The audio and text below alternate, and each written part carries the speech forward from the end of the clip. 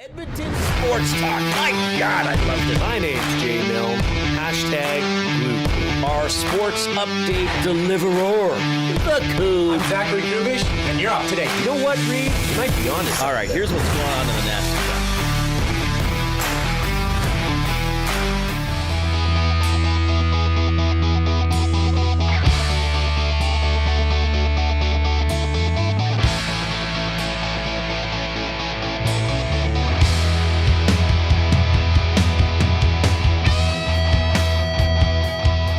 All right, well, I'm here. Jason Milne, how are you? Fantastic. Now, I did something quite unusual today. I got up before 8 o'clock. That rarely happens. What was the occasion? Well, I thought tomorrow we have to be at the ranch, Golf and Country Club, by 7 o'clock, 7 a.m. For our 8 o'clock shotgun start for the ESPN Golf Classic. So tomorrow there's no choice. Got to get up quite early. I don't know what I am. I'm about a 20 to 25 minute drive to the ranch. What are you? You're probably like 80 minutes. 80 minutes? 40? 35? 40. Okay. 40. So tomorrow there's no choice. Like, you got to be there. And I think I'm going to be on with Dustin at some point because they're doing an abbreviated morning show. So I thought, okay, tomorrow, like, I got to get up basically probably at 6 or a little before. I mean, I guess I don't have to eat or anything because we get breakfast sandwiches and coffee at the golf course. Correct. But I got to get up and, get ready and go. Yeah, and it's an early morning. And then Thursday, I do my weekly hit on the Nielsen show with Lieutenant Eric. That's at 7:45. So I usually get up around 7:15 for that. So not super early, but in the groove for that. And then Friday, I have to be at the dentist at 8 a.m. Oh, okay. So this is just training your So body. I thought, okay, I better get in the groove. So this morning, I got up at 6:30, and I went for an outdoor run. Oh. And I was done by 8:15. I ran from about 7:20 to about 8:15, very slowly. I think I'm going to try run later this week. You should. think You're injured, though. I'm worried about you. No, I think the hammies don't bug me as much anymore. So I'm going to give it a light run and see if because it's good to get out on them. Right. You got to slap Would them you back still into like shape. to possibly do something in August? Maybe your race. Maybe the 10K? Maybe I run with you and we just chat the whole time. Okay. You like, the thing is, you act like I wouldn't want to do that, which I don't, but you wouldn't want to do that either. It's my worst nightmare. Yes. Like, hey, let's run together in an actual... Like, I am dying here. Stop talking to me. Yeah. I'm fighting for air. I don't... Enough. I run alone all the time. I don't need to run with anybody. I don't need... It would be hard enough for me to talk, first of all, because I'm not in very good shape. And if you're actually doing a race, you want to still get a good enough time. And I don't want to think, am I holding this person back? Or you're better off like, go, just see you later. See you later. Like, that's fine if we're in the same race. Yeah, we'll chat right? after. Like, we'll talk after see how it goes. Whatever. Yeah. Hour, 45-minute long run. So I went... that'd probably be an hour. So I ran today. I did. I got it on my app. I ran 8.3K. Good for you. Very, very slowly. Well, you're running. That's all that matters. I got up and I moved around. And Who it was cares nice. about your pace? I got back to my house. It was about 8:15, and I sat on my stoop for about 5 minutes. Did and I was you? like, "Hey, I'm doing some stoop sitting, and I've already ran over 8K today. Just watch the Before world wake up. 8:30 in the morning. I'm watching a lot of people were. Cup of Joe? Got my cup of Joe from Chet. He brewed it for me. Good. So I'm here. So I hopefully I'm okay. I'm not all loopy from tired and from that's my second longest run of the year. Good for you. Well, we'll see if I make it through the show. That's fantastic. I actually feel pretty good. I'd have to kick it up here into like I could run 6K like no prob. To get up to the 10K, I'd have to actually do some training. We'll see how it goes. You might just do the 5? No. That's yeah, it's not even. I did the 5 last year to get back into it. Well, yeah, you were injured. Yeah, you're coming off an injury. I was coming back from stuff. I feel like I'm going to be permanently coming back from something. Well, Reid, or just age. Just you and I are not getting permanently getting over my age. Yeah. So I went and did that this morning. So we were golfing tomorrow. That's going to be a great day. EST Golf Classic. Third annual EST Golf Classic at the ranch. That'll be a lot of fun. and probably more fun than me going to the dentist on Friday. Another thing I'll be Possibly up early for. I do not know what this means. JFNB in the Nasty Chat, does Reid know Penner's Pancakes lives in his basement? I don't get the reference. Obviously, he's trying to be funny, but I don't get it. What am I missing? Am I missing an inside joke? Is there a ongoing thread here that I'm missing? No, I don't see any. What am I missing? Does Reid know Penner's Pancakes lives in his basement? What am I missing? He's got to be joking around, but I feel bad I don't get it. Don't worry. Some things are meant not to get. Some things just are. Norman at Combine says, wow. Hey, Norman at Combine. Such first world problems. Good guy. You talking about getting up early? Oh, maybe. I don't know. Maybe. Yeah. No, I don't mean it's a problem. I'm just saying I usually don't, my schedule, like people who sleep later aren't lazy or don't sleep more than other people. You know? Like some people are more effective later in the day or at night. Mm-hmm. Or some people work hours that indicate you wouldn't need to get up at 6 a.m. Mm-hmm. I do not need to get up at 6 a.m. for my life. No. I do right now. Yeah. This week. Girls are at golf camp. It's fantastic. Oh, boy. We got a goal? No. We got a penalty. Switzerland. They almost just missed a great opportunity. This is in British Columbia, you know? Vancouver.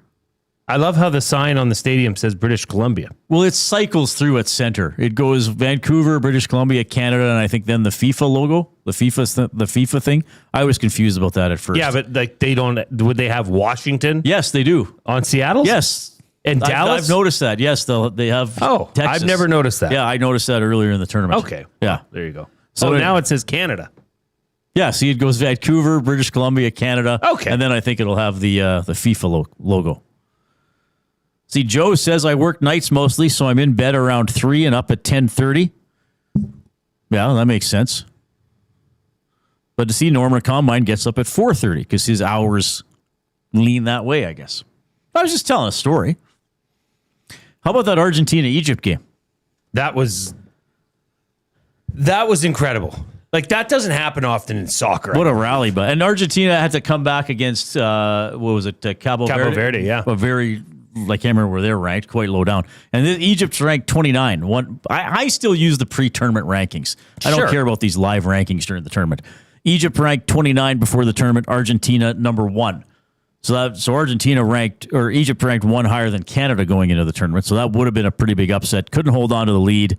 And Messi gets a goal. Argentina actually scored thrice in 13 minutes to get the win. That's incredible. That was a pretty amazing finish.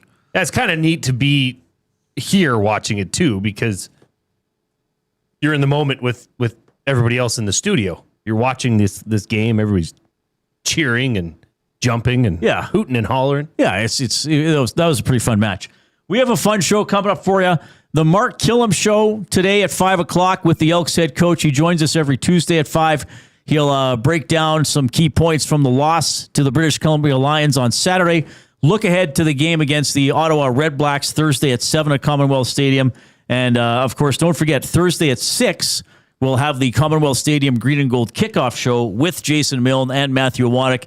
And they're then on right after the game to break it down.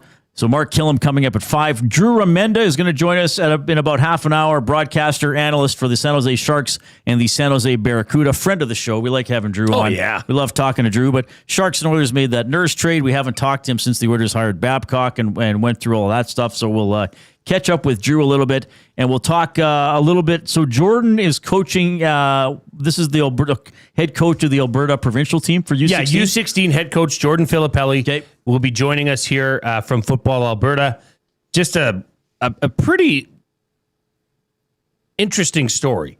We had Taylor Stiles on last week, the executive director at Football Alberta, and he had mentioned that at this U16 level, Saskatchewan has had Alberta's number for the past several years. Okay, right. And you're going to want to hear some of these scores. So I'm excited to talk to Jordan about that. He's also the offensive line coach at the University of Alberta. Oh, nice.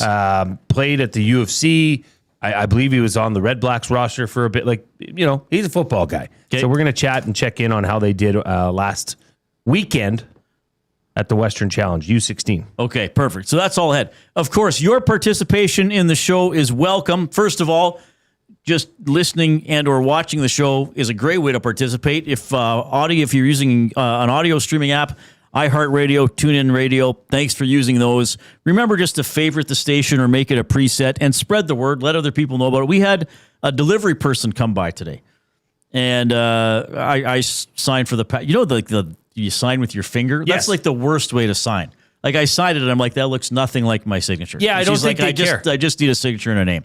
So, and then she was like, I didn't think anybody was in this office. And I said, yeah, we've been here almost a year now. And she's like, what are you?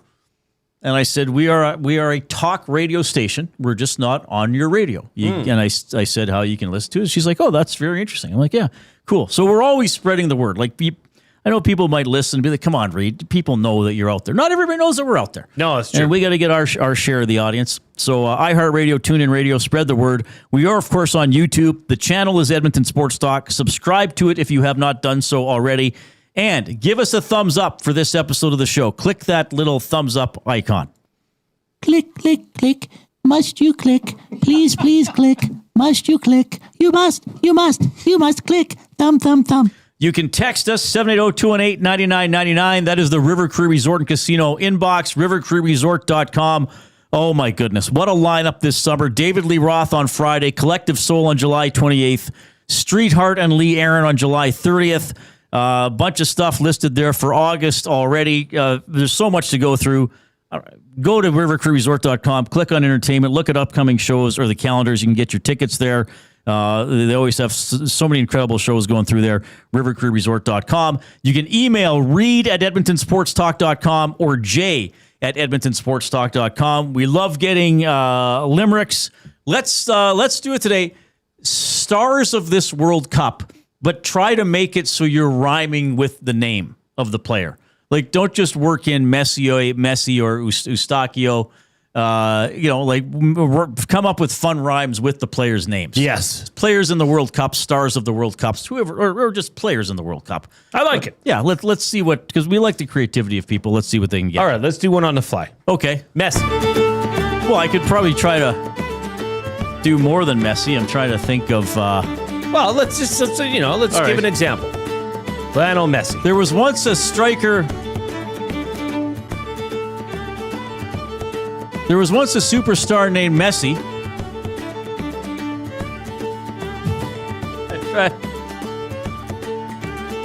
The Balogun red card, also very messy. I'm going to rhyme Messi with Messi. That's pretty good. How about that?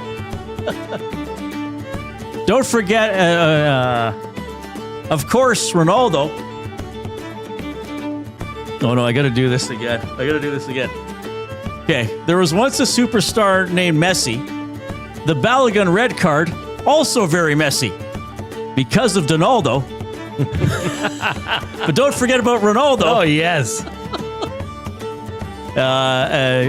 Canada's goals against Morocco was Lessie.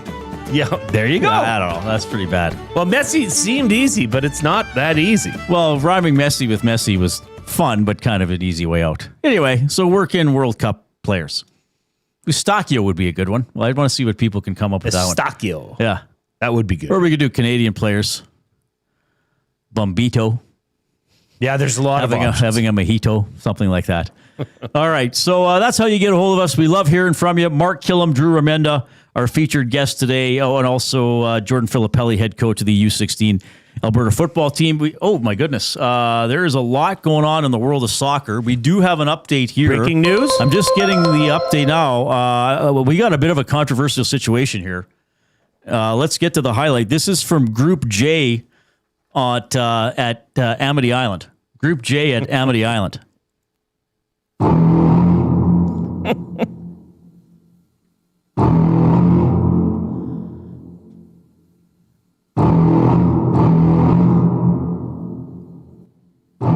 Oh, and that's an aggressive challenge.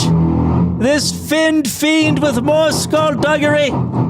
He flashes a toothy grin, but claims of innocence will fall on deaf ears And this referee has indeed seen enough. It's a red card for the menace from the sea. Oh, and he's eaten the referee. A big chomp. His jaws clamped down. And the referee has been consumed. Well, certainly that will bring about additional discipline. And dare I say, FIFA is going to need a bigger boat. I like it. Wow, that is, I don't know how they're going to handle that one. Well, I mean, I was expecting some sort of a goal, but That's a red card. That's got to be the first time in soccer, well, certainly FIFA history, that a referee's been eaten by a shark. Yeah. Gotta Bought off, sure. But actually eaten? What if it's a ruse? It's a big ruse, yeah. Well, maybe he'll get the red card overturned. Yeah, you know what? You only ate a ref. It's not like... That's not the end of the world. It's not the end of the world. Group J on Amity Island. All right. I'm sorry, I don't know what Amity Island is. That's where Jaws was set. Is it? Yeah. Is that a real island? I don't think so. I think it was made up for the movie. So what is it? Just like Rhode Tatooine's Island? not a real planet. Well, maybe it's a real place. I don't know. That's where Jaws was set. That's all you need to know. Amity Island. Amity Island, yeah. Okay. You do the Jaws music right away. Well, you heard I me recording knew it, Jaws. but this is... Yeah. I mean, that's iconic right there. How many... Coob, did you know that was Jaws right away? I think that's the most notable score in Yeah. all of movie history. So this wise ass Coob earlier, just to irritate me, I'm recording that, and he's like, oh, yeah, I got the Raiders of the Lost Ark theme there, eh? Like, Coob, just why do you do it? What's the Raiders of the Lost Ark theme song? Da, da, da, da, da, da, da. Oh, Da, da, da, da, da, da, da, da. And then I think it just repeats. Yeah. Oh, yeah. Something like that. See, Or I know the Indiana theme Jones song. theme. I've never seen the movie. You should watch Raiders of the It's Lost a Ark. great I score. got to see if I got it. I keep forgetting if I got it I on will DVD. only watch it on DVD Yeah, I'll see if I can bring it in. because we have a DVD player in the basement. Yeah. Be nice I and really cool think the whole family would enjoy it. April maybe has seen it. No, you think I don't watch movies? She takes the cake. Like she hates movies? Just doesn't have time for it. Okay. I think Raiders of the Lost Ark's pretty fun. Well, maybe she feels her time would be best served somewhere else. Oh, I get it. But for a family night with some popcorn, I think Yeah, Raiders of the yeah, Lost Ark that's would what be I'm a thinking. pretty fun choice. Okay. Oh, we got a yellow card here. I don't know who's getting it. Switzerland, Colombia scoreless in the 59th minute. I wonder if you could find the odds on this referee of this Colombia-Switzerland game getting eaten. By a shark Refs to be specifically. eaten, yes or no? All right, we better get to our afternoon headlines. They are presented by 100.3 The Bear, Edmonton's best rock. Stream them on iHeart today. This is Chet Palmer with your sports report. Argentina rallied against Egypt at the Footy Fest. Hey, someone get Hercule Poirot on the blower. There's been a death on the Nile. Switzerland is playing Colombia. You know, I thought it was warm in Colombia, but my brother-in-law went there and couldn't stop talking about the snow. EST Golf Classic tomorrow. Hey, Jason Milne, is that a swag bag in your pocket, or are you just happy to see me? I'm Chet Palmer. Oh, boy. Wow. That is quite the implications for Chet's brother-in-law.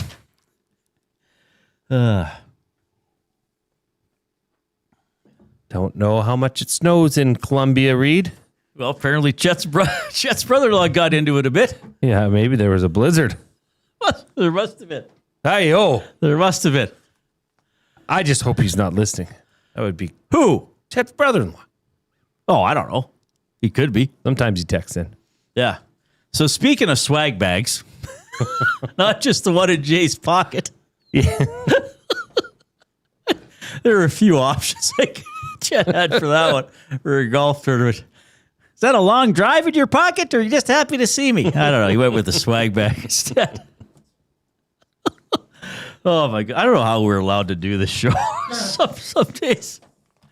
This is going to be our off-topic topic for William Huff. Since 1952, William Huff has provided industry-leading advertising solutions for thousands of valued clients. Their unparalleled customer service combined with decades of industry expertise and a desire to make every job the very best can be is what they call the William Huff Advantage. Visit their website at williamhuff.com or give them a shout at 780-454-4536. So it is our EST Golf Classic tomorrow. Yeah. I'm sure many of you at some point have golfed in a tournament like this, you know, for a company, a corporate tournament, a charity tournament, whatever. I mean, when I was my previous employer was in the Santa's Anonymous tournament out at the links every year. That was always a fun day. We have the EST Golf Classic. Well, then through this job, I've got to participate. I mean, I was in Carius's tournament a couple times, Specs. So you get stuff. You get Sure. you get the swag, the stuff we all get. Let's face it. It's you always appreciate getting free stuff. But I know for me, sometimes it's like, I don't know. Sometimes I don't know what it is. And then sometimes I don't know what the use would be. Right. And sometimes I take it home and I find it 5 years later on a shelf and I'm like, I never used that. Right. So our off-topic topic for William Huff is pick 3 items, maybe 4, create the ultimate golf tourney gift bag, the ultimate swag bag. So you get stuff and, you know, realistic stuff that could fit, you know, kind of in a golf cart or in the back of the golf tournament. In a swag bag. Not like a big speaker or something like that. Yeah, in a swag bag. Right. So Jay and I have done ours. No, I think I've been quite modest and practical with this. I don't need fancy stuff, you know, but I was getting my golf bag. I was going through my golf bag today just to make sure it's all ready for tomorrow because I haven't golfed yet this year. And I found in the bag a couple of sleeves of brand new golf balls. And I knew I got those either at last year's tournament or another tournament that I was in. And I'm like, that's great. So item number 1, absolutely golf balls, especially for people who maybe don't play a lot or maybe ever, and they show up to a golf tournament, they'd be like, oh my God, I got 2 balls. That was genuinely me the first tournament. It kind of takes the pressure off of, okay, like, you know, Cube, you probably would 3 balls. That probably wouldn't last you around. Maybe it would, maybe it wouldn't. But for a lot of golfers, 3 balls, you're like, okay, great. Yeah, but I'd give a dozen. I'd give a dozen balls. A dozen balls? Why not? Give everybody a dozen balls in the swag bag. Give a dozen. Get all the balls. Why not? This is your dream. This is my dream. And in your dream, you want balls. I want a dozen More golf balls. I want balls. I want balls in my bag. Okay. That's big ol' we swag bag. We Yep. can all dream, Reid. We can all dream. That's ballsy. Because then I could have 1 to tee up, 2 ready in my pocket, and the rest in my golf bag. Yeah. Right? The more balls, the better. Right. Straightforward. And you always want an even number on you. Okay, spoiler alert. I also had balls Yeah, okay. in my bag. How many? Sleeve. It's just a sleeve. See, I'm going for the box. I'm being real. My list is very realistic, Reid. Okay. I wanted to keep it super realistic and something that you could actually Yeah, so are mine. hope for. So are mine. Okay, go ahead. I'll do my last 2 because I think you hinted that at something earlier. Okay, you're going to laugh at this other one. But so you'd have a sponsor for this, or it would be a company. So maybe in EST's case, Sure. It would be EST. A dozen pens. You can never have enough pens, right? You get branded pens. You put a bag of those or whatever pens come in the swag bag, and those are always useful. Yeah, in your good house, pens, in the though. office, keep one in the car, keep Good one in your pens. jacket, but like decent pens. Decent pens. Like I got this. This is worn off now, but we got a bunch of these. These aren't Oilers pens, but they're Oilers No, colors. that's a listener What has co- a hinge company. Right. Oh, yes. Right. And we got a bunch of these pens, and now they're everywhere. That's a good pen. Eric uses them. These are good pens. I got 4 or 5 in my bag. I think I hoarded some. It's a good pen. So give out pens at the golf tournament because then it's like, then you're using the pen at work or at a meeting, and somebody's like, oh, where'd you get that? Oh, they sponsored a golf tournament I was at. Oh, Right. Good for them. That's what my pen is. Commonwealth Stadium pen. Put those in the Good swag. pen. Put those in the swag bag. I think that's quality. very useful. Kate, what's your third item? My third one, and again, I'm going for useful stuff. Maybe it's to the Canadian Brew House. Maybe it's to Alley Cat, right? Like a $25 gift card for coffee or beer. You're gonna use that. It's not awkward to carry around. You're gonna golf with it. You're gonna take it in your car. You're gonna put it in your cup holder or underneath or in the glove box, and you're gonna be going for coffee or you're gonna be driving by a brewery or a liquor store. Like, oh, I got a gift card, and there's some coffee or beer. It's simple, all useful. One of them specifically golf related, but all things you're going to use in your day-to-day life. And it's not going to be clutter and something you find 5 to 10 years later in your trunk or in your garage and be like, where did I get this? Or why would they give this out at a golf tournament? That's mine. That's fantastic. That's a great list. Like I said, I wanted to keep mine very realistic. So I went with a sleeve of golf balls, a bag of tees. Now, if I could choose the ultimate golf tourney swag bag, the tees would be of that plastic variety, like the heavy duty plastic, Right. that don't break. I mean, those will last you a lifetime. You get a bag of those. And then keep in mind, keeping it modest. Don't want to blow the budget. So I'd also want to get a 2-in-1 rangefinder with Bluetooth capabilities. Right. In the bag. Right. So, just like the one that clips to the side, the magnetic one that clips to the side of your cart. Yeah. Being modest. That's all you need. Keeping it modest. Bluetooth laser capabilities with the ability, speaker. Right. So you can play some music as well. Yeah, only a few $100. That's amazing. Yeah, I didn't want to blow the budget. Yeah, no, that's Very thoughtful really of you. very practical. Yeah, that's very what I practical. thought. Well, I thought, I'm giving you a break on the tees and the sleeve of balls. Right. I mean, maybe you could One buck up sleeve. now for something a little nicer. Do you have a rangefinder? I do. Yeah. Do you use it? Yep. Not so much in these events as much. I'm going to show you my rangefinder tomorrow. Is it just your eyeballs? No. Well, most times, yes. And, yardage markers, Yeah. right? This one is an old school one. It's like, what do pirates and people use? Like a periscope? It's Is a that what they're periscope. called? So all you do is you hold it.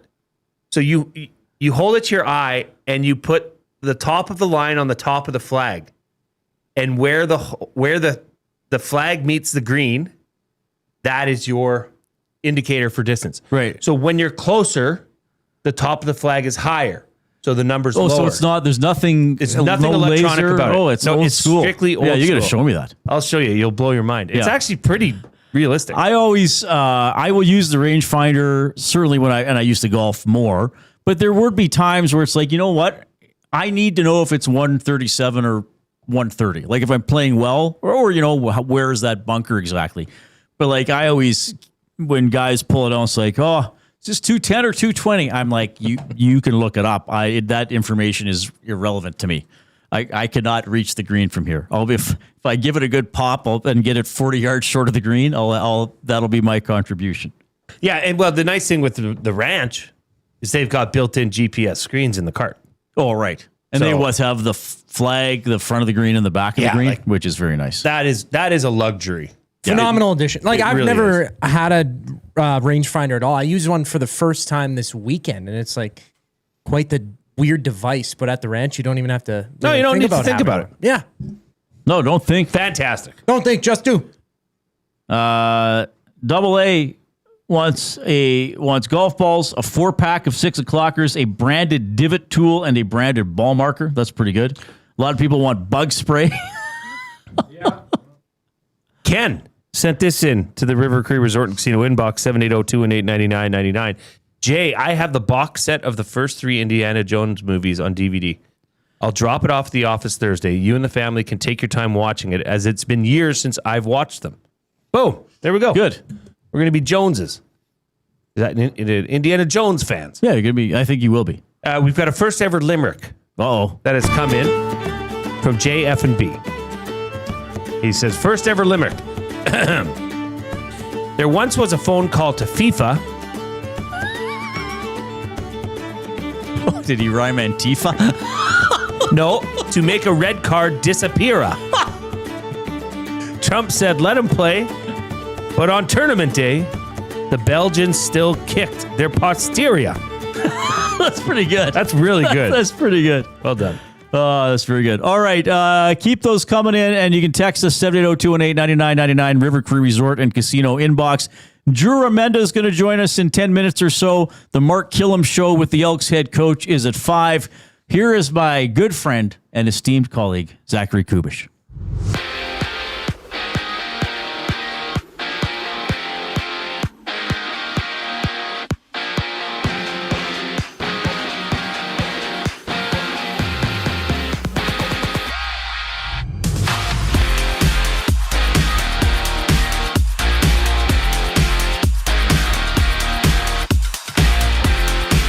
The round of 16 closes out in the World Cup. Colombia, Switzerland in action. 71st minute of play. 0-0 on the board from BC Place. The winner of that match faces Argentina on Saturday in the quarterfinals. At 7:45, the Giants have game 2 of their series. Spencer Miles takes them out for Toronto. Trevor McDonald up for San Francisco. Jays looking to snap a 3-game slide. Also on tap, the Yankees. Rays, they go at it. The Rangers and Angels tussle while the Twins and Guardians match up. Meanwhile, the Riverhawks are live against the Night Owls at home in their series opener. Top of the 8th inning, Edmonton trails by 8 runs. In tennis news, Canada's Victoria Mboko is out of next month's National Bank Open with a knee injury. That tournament gets going August 10th in Toronto. Speaking of Toronto, the Maple Leafs, they've hired Senators legend Daniel Alfredson as an associate coach, while naming Marlies head coach John Gruden as an assistant to Ottawa. The Senators, they've confirmed the signing of Claude Giroux. He's back on a 1-year deal worth $2 million and a maximum value of $5 million. This sports update is brought to you by Say the Reid Sport Medicine. Connor McDavid's got a team of specialists, and you've got a bag of frozen peas. Get the same locker room approach that's trusted by the best in the game. Call them at 780-460-9977 or visit their website at saythereidsportmed.ca to book an appointment today. More on the Reid Wilkins Show following the break here on Edmonton Sports Talk. I'm Zachary Kubish, keeping you up to date. 2 guys and a goalie. Claude Giroux was rumored that the Oilers were interested in him and that he might have a little bit of interest in Edmonton as well, but he ends up staying in Ottawa. Tough to get somebody out of a place where they really want to be, isn't it? Yeah. Don't you think? Like, he likes so. Ottawa. It's his From there, yeah, right? It's tough. Isn't he from Hull, It's too? tough to convince a guy to essentially leave 2 Hull. guys and a goalie, presented by GS Construction. Tuesday and Thursday afternoons at noon, only on Edmonton Sports Talk. Your clear choice for Edmonton sports. We have what you're looking for. GD Liquidators is Edmonton's one-stop shop for new and used warehouse, office, and industrial items since 1987. You'll find what you want when you want it. Give us a call, visit us in store, or check out the monthly auctions at gdliquidators.com. 100% Canadian owned and operated. We have what you are looking for. GD Liquidators. Get ready for another iconic evening of Canadian rock as the River Cree Resort and Casino presents Streetheart and Lee Aaron. On July 30th, get ready for a fist-pumping, anthem-filled show featuring 2 of the best acts to ever do it.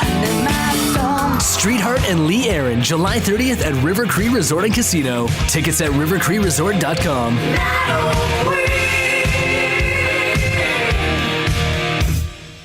GCL Diesel has been serving oil country since 1972. From diesel cars to SUVs to pickups. From farm tractors to school buses to a big rig. From diesel generators to forklifts, GCL can test, troubleshoot, and repair all diesel fuel system components. Whether it's injectors, pumps, turbos, filters, or additive, GCL has the parts you need to keep your diesel running the way it should. For genuine diesel parts at wholesale prices, visit GCL Diesel in the West End or online at gcldiesel.com. GCL Diesel. Diesel understood. The Canadian Brewhouse has a happy hour for any scenario. You finished work early? Happy hour. You finished work because you accidentally hit reply all to the entire company? Big happy hour. Your boss said, great job. Happy hour. Your boss said, per my last email. Ugh, emergency happy hour. You finally closed the big deal. Happy hour. With a huge selection of ice cold drinks and great food, the Canadian Brewhouse has a happy hour for whatever just happened at work. The Canadian Brewhouse. Your day just got happier.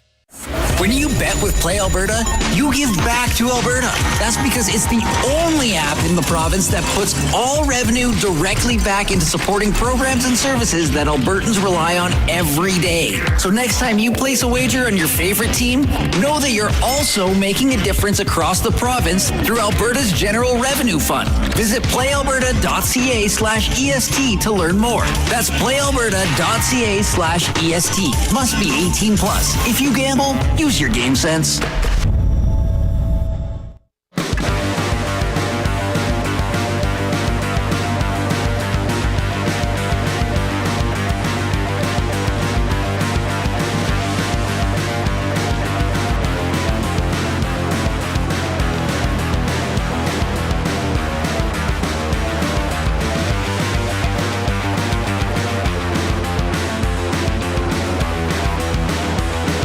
All right, thanks a lot for joining us. In about 5 or 6 minutes, Drew Remenda is going to join us, a frequent contributor to the program, analyst for the San Jose Sharks, San Jose Barracuda, of course, keeps a close eye on the Edmonton Oilers, and he's always just a joyful guy to chat with. We are in the Canadian Brewhouse studio. Don't forget about the July wing flavor of the month, mango jalapeno.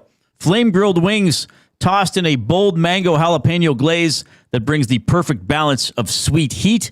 And don't forget, 69-cent wings every Wednesday at the Canadian Brewhouse, a favorite spot for me and my family. Jay, we've had some great food brought in from there. Oh, we love it. Had some wings. Didn't we have the 40-ounce steak a couple of times? I think I'm still digesting that. Yeah.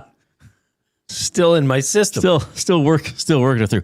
Pat and the Canadian Brewhouse, great job. Locations around Edmonton, Ice House downtown, and we love having them on board as the studio sponsor. So the off-topic topic for William Huff, what is the ultimate golf tourney gift bag, the ultimate swag bag? I went with very practical items. So a lot of people wanted bug spray. I see it in the nasty chat. I think the bugs have gotten better. Right, but still, it's they're still bad. But you get bug spray. It's something you can just put in your golf ball bag and leave. Yep, that's right. Probably for a couple of years. Like, does golf spray expire? Or I don't know. Maybe it just gets more effective. Not golf spray. You and I need golf spray. Keep the golf away. Golf sprays us away. No. It's the old Scottish guy keeping us off the links. It might become more effective as it gets older. Who knows? But I think if you got bug spray, that is very practical because you get it at a golf course, you put it in your golf bag, and then if you leave it in your golf bag, that's fine. Yep. It's there next time you golf. Like some of these items too, I'll find like, oh yeah, I got this, I don't know, shot glass, and I left it in my golf bag for a year. I should have taken it out. So the bug spray that's a pretty practical one. Yeah, I've got the EST club head cover as well. Okay. That's a nice one. Golf towels, I guess, would be a practical one. Golf towels are always good. You leave it in your golf bag, so what? Well, and even if you get and you're like, I've got a golf, you can always dish out a golf towel because they get dirty. Oh yeah, for sure. So just replace it with a new one. How about one of those club face cleaners? You get the little bottle and you have to spray with the brush. So did we get that last year, or maybe it was another tournament I was at? I have it hanging on my bag. It looks like a big toothbrush, right? Yeah, those will bite your fingers. Or if you walk past your bag and your your calf clips it, not good. There's retractable ones. I've seen the retractable ones. I like the divot tool that goes. You press the button and it goes, and it stands to attention like a switchblade. Like a switchblade. Oh, interesting. Yeah, those are nice divot tools. Okay, I think the River Cree Resort and Casino were giving those out at our tournament a couple of years ago. Oh, nice. Okay. Yeah. I'm excited for tomorrow, buddy. Oh, it's such a great day. The weather should be good. Yeah, it's not too hot, not too cold. I think there's a chance of showers in the afternoon, but you know what? You're going to get a good morning of golf. Life's good. Yeah, we're going to have a great day. The ranch is an awesome track. Murray McCourt, of course, does a great job, him and his crew. They have a ton of tournaments there, right? Yeah. Like, do they have an average of one a day? Maybe even more. I think they do. Yeah. So we get fed after. Now, we realize some of you have missed the opportunity to be in the golf tournament. That's okay. We do have another major coming up on Saturday, July 25th, sorry. Saturday, July 25th. 6 p.m. This is happening at the St. Albert Rugby Club. If you would like to attend the 4th annual Nasty Bash, this is the 4th or one of the 4 majors at Edmonton Sports Talk, you need to email rsvp@edmontonsportstalk.com. That is the only way you can get in. There's no charge, but we just need to know the numbers. Yeah. Well, Maddie needs to know the numbers so that, he can plan accordingly. rsvp@edmontonsportstalk.com. If you'd like to come join us and the rest of the EST crew at the Nasty Bash, July 25th, 6 p.m. Jasmine in the Nasty Chat, our colleague and friend here at EST, she's on the Hangout a couple times a week. She says, I need to figure out what to wear with my EST golf shirt. Jasmine, golf pants or golf shorts? Go get some. Seriously. Did we still have Sport Check? Oh, yeah. Golf Town? Oh, yeah. Get yourself a pair of golf shorts.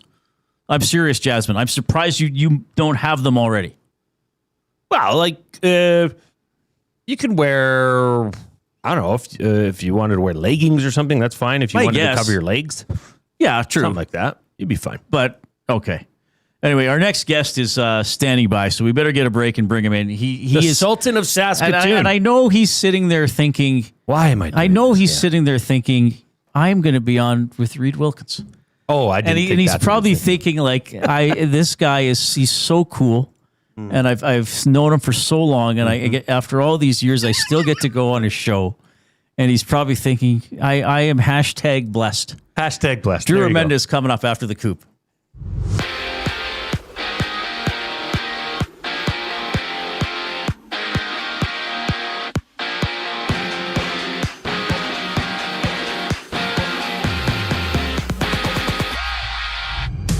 In the 81st minute of play, Switzerland, Colombia are tied 0-0 out in Vancouver as they wrap up the round of 16. Winner of that match moves on to face Argentina on Saturday in the quarterfinals. Just before 8 o'clock, the Jays Giants have game 2 of their series. Spencer Miles takes the mound for Toronto. Trevor McDonald up for San Francisco, with the Jays looking to snap a 3-game slide. Also on tap, the Yankees take on the Rays 4:40 first pitch. It's also the Rangers and Angels going at it, with the Twins and Guardians throwing down. Meanwhile, the Riverhawks, they're live against the Night Owls in their series opener. Top of the 9th inning, Edmonton trails by 8 runs. A rematch tomorrow just after 7 o'clock. In other news, the Senators, they've re-signed Claude Giroux to a 1-year deal, $2 million contract. The 38-year-old had 49 points in 82 games last season. In tennis news, Canada's Victoria Mboko is out of next month's National Bank Open with a knee injury. That tournament gets going August 10th in Toronto. Drew Remenda up next here on the Reid Wilkins Show. I'm Zachary Kubish, keeping you up to date. The oil stream. I don't think there's a team in the league that's got a better group of young talent that secured at that price. Well, there isn't a team. It's the Montreal Canadiens. I think this does lead to a conversation on, is this what you do now? I think so. You give these guys coming out of their first deal $9 million, so you don't have to worry about somebody trying to snag them and screw you over and pay them $18 million. Oil Stream, presented by Boston Pizza. Monday, Wednesday, and Friday afternoons at noon. Only on Edmonton Sports Talk. Your clear choice for Edmonton sports. Sentinel Storage congratulates Canada Soccer's men's national team for breaking new records, making history, and showing us Canada is a soccer nation. From local fields to the world stage, our athletes make us proud to call Canada home. Sentinel Storage, official storage partner of Canada Soccer. At Firehouse Subs, our subs are freshly toasted, stacked high, and crafted to satisfy. Each sub is piled high with premium meats, melty cheese, and toasted to perfection. Firehouse Subs brings bold flavor to every bite, all served on a freshly toasted roll. But we're not just feeding Edmonton, we're fueling it. Dig into the brisket hat trick, piled with slow-smoked brisket and melty cheese. Or go to the Firehouse Subs fan favorite, the Hook and Ladder. Made to order with smoked turkey, honey ham, and Monterey Jack cheese on a perfectly toasted roll. With 15 Firehouse Sub locations across Edmonton and the greater area, it's easy to grab a hot and hearty sub close to home. Firehouse Subs. Hot, hearty, made to satisfy. Get ready for another iconic evening of Canadian rock as the River Cree Resort and Casino presents Streetheart and Lee Aaron. On July 30th, get ready for a fist-pumping, anthem-filled show featuring 2 of the best acts to ever do it. Streetheart and Lee Aaron, July 30th at River Cree Resort and Casino. Tickets at rivercreeresort.com.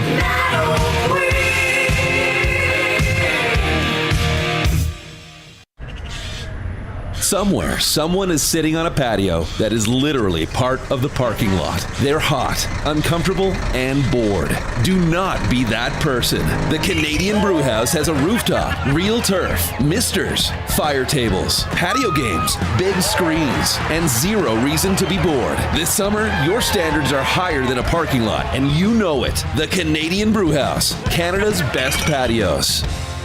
Looking for flooring? Paramount Flooring has it all. Sales, service, and expert installation with options for every style and budget. Open 7 days a week. We've got you covered. Quick delivery and in-stock deals. Plus, EST listeners get 10% off. Visit ParamountFlooring.ca today.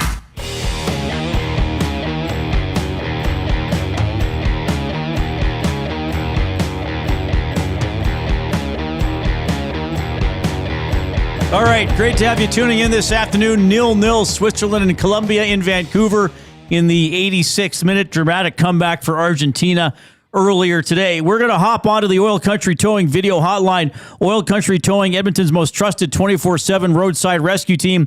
Fast, safe, and reliable for over 15 years, whether it's game day or a snowstorm. We work it. Look, I'm giggling already just about having this guy on. We work as hard as your favorite team to get you going. Call 780-986-6088 for all your towing needs.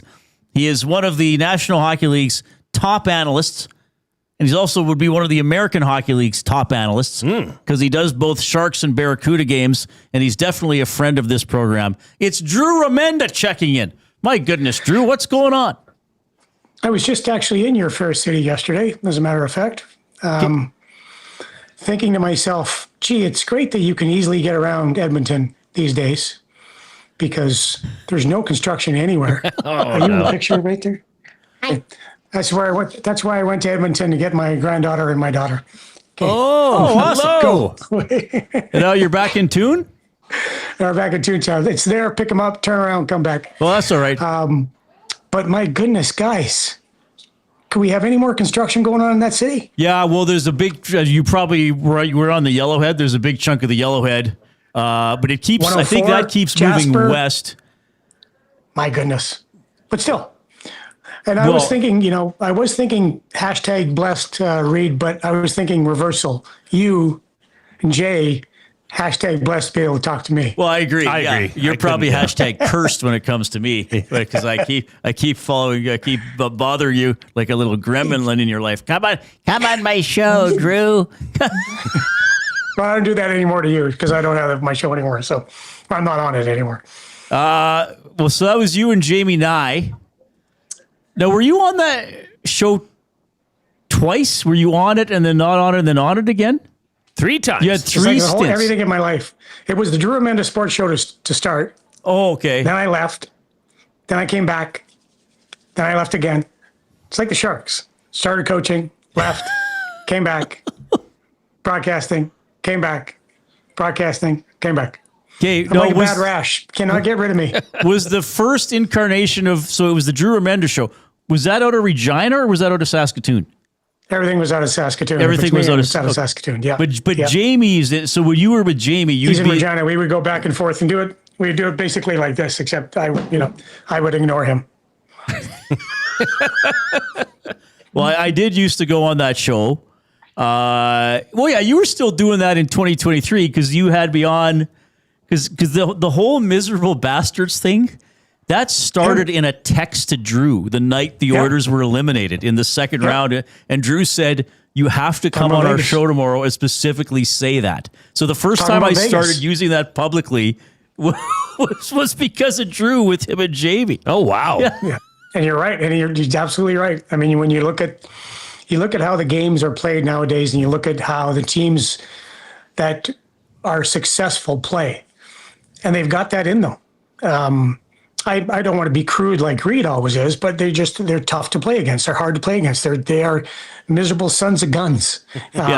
So when you look at the way, even though with Carolina's got 0 superstars. They've got terrific players. Like, who's their superstar player? Slavin? Right? Like he's not a superstar. Yeah. But there's a few others, but you don't look at, they're not like Edmonton. They're not even like San Jose as far as having a Celebrini or a Smith or anybody like that. They or now Nurse. I had to throw that in there. Well, we're going to ask you about him. Yeah. Yeah. Well, I'm glad you're going to. I can't wait. And so then you look at the way that Vegas plays. Even though they do have superstars, they play a miserable game. They're grumpy and they're serious. They get after you, and the Lightning are the same way. Lightning have the biggest facade going after in the National Hockey League.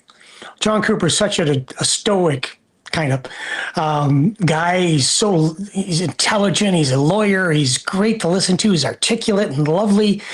And then when they go out and play, they're nasty. Yeah. Like I used to think it was Florida's fault. It's not Florida's fault. It's Tampa's fault all the time. No, Florida copied Tampa. That's what happened. That's the other way around. Yes. Yeah.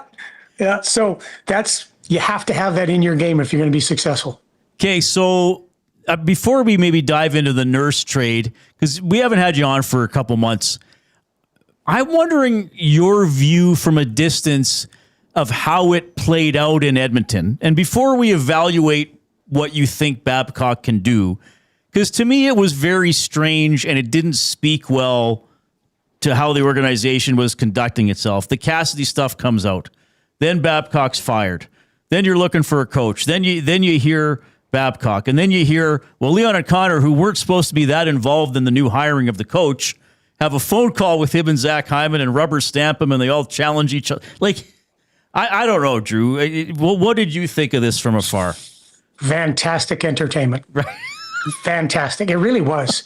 And I don't think, because, now being removed from Edmonton, I don't think it was as bad a look on the Oilers as many people in Edmonton and the writers and the media thought. I love the fact at the end of the year that Connor and Leon said what they said. I didn't like the way that the Knobloch firing was handled. I thought that was poorly done. But usually you especially for a guy like Chris Knobloch, who's such a nice, wonderful, intelligent, articulate person, that you could have handled it with, or given him more grace than they did. It got awkward, without a doubt. The Cassidy thing, there's nothing you could do about it. You try to get it, and then it gets out that they're not letting us talk to him. So then that kind of permeated around. But Leon and Connor saying what they said at the end of the year press conference was fantastic. The challenging each other is exactly what they need. And when your two best players say that, and your two best players play like they do, and your two best players, not your best players, pretty much the world's best players, show how much they care and they want to win and how frustrated they are at the situation. And then they talk to Mike Babcock. Now, let me just go on record. I've known Mike Babcock since we were about 15 years old. He's a Saskatoon guy. In fact, when he came back from the Maple Leafs, he came to the University of Saskatchewan and coached 1 year at the U of S. And I was going back to the Sharks then, and I knew he would be, and we had worked one summer together at Hockey Canada. And I said, hey, you watching video? And he went, yeah, you want to come watch with us? I said, yeah. I knew what he was going to have prepared. So in the summer, he's already recorded all the playoffs, and we're sitting in there, and he and Michael and Perry are breaking it down, okay? And so I'm just sitting there watching, just learning from Mike. And I've been around hockey a little bit, and I watched a lot of hockey, and I think I know how to break down a game. Third day I came home, and my son Donovan looked at me and said, how was that? And I said, Donovan, I've been lying to people for 30 years that I know what I'm talking about when it comes to hockey. Like, there are levels to this thing, and Mike Babcock is one of the most intelligent strategists I've ever seen in the game. How he breaks a game down, how he narrows it down to what he needs to show the players, to being as specific as possible in what every person needs to do playing the game. I know what Mike is like. Mike is the smartest guy in the room. A lot of times, he knows he is, because he is. But he's direct. He's honest. I don't know what happened in Columbus. I don't care what happened in Columbus. I said this. So I don't know if you guys know this, but there are a lot of Oiler fans out there. And so the gym I go to, just over by where I live, there are a ton of Oiler fans. And somehow I've become the Oiler expert. Obviously, they didn't watch my time at Sportsnet. Anyway, so I get asked all the time. I got asked, what about Mike Babcock? What about Babcock? They didn't know that I knew the guy. And I kept saying the same thing. He is the perfect coach for this team right now. And I believe that in my heart. I think Mike will do a fantastic job with that team. DJ Smith will do a fantastic job. I think DJ's a terrific assistant / associate / head coach, what he did in LA.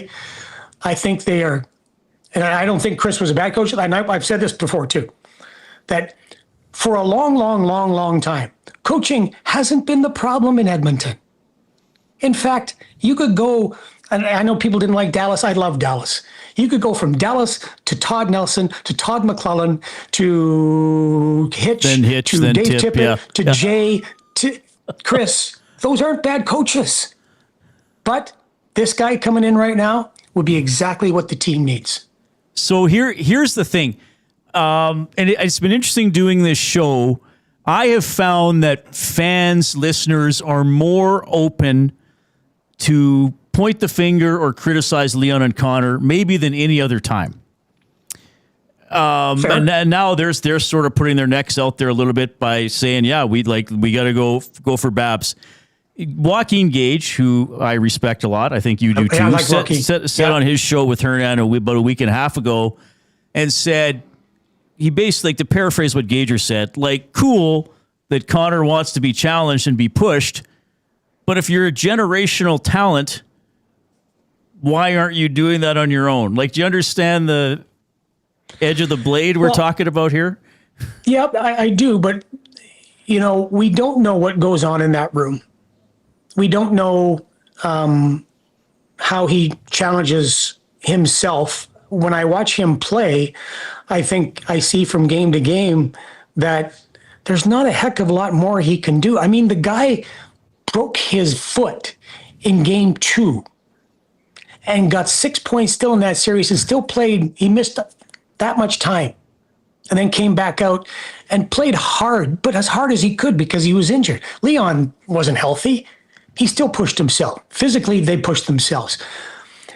Will they be able to push themselves to be adhering to the structure they need to have in their own zone, especially, and push themselves to maybe dial it back a little bit as far as I'm not going to take off out of the zone and cheat offensively in order to get the goals. Maybe if we played a different way, we don't have to try to outscore our problems. That's where they're going to have to push themselves. But also they're going to have to push themselves to continue to hold everybody else to a high standard, but they've got to set that standard. I asked Kenny Holland once, what was the secret of the Detroit Red Wings, the system? What was the big thing about the Detroit Red Wings? Why were you guys always so good? And he said, go ask the players. So I asked Chris Osgood. Chris Osgood said, when you saw Pavel Datsyuk, Henrik Zetterberg, Nick Lidstrom, Kronwall, all our good players, Chilios, all the great players on our team work as hard as they did off the ice, on the ice, during a game, you couldn't come in as a young guy and go, Right. You had to go out and try to match that. So that's the example. That's the push that I think Connor and Leon need to show. We know they're competitive. We know they want to win. We know that they are two of the most talented players in the world. But for them, they've got to be able to now lead in a way that they probably never had to before or never tried to before. Drew Remenda joining us here, courtesy the Oil Country Towing video hotline. Look, we could probably talk about the Mike Babcock subject for another 2 hours. Well, we have been for the last several weeks. We've beaten that horse and subject quite a bit, Drew. But I got to get your take, your thoughts on what was the big trade. And Oilers fans were applauding Stan Bowman for getting, and I think rightfully so, for moving on from Darnell Nurse without having to retain anything. That seemed to be, what was perceived to be offered to the Oilers. What's the reaction been down in San Jose of getting a player like Darnell Nurse? For the hockey fans in San Jose, but you got to realize there's a lot of stuff going on in San Jose, and the Warriors are getting LeBron, and maybe they're getting 82 and Draymond. Who knows what's going on with the Warriors? So there's a lot of things going on with that team, or that area. But most of the people in San Jose are happy. They won't look at it. It reminds me of, or it's going to remind me of, Mitch Marner going to Vegas.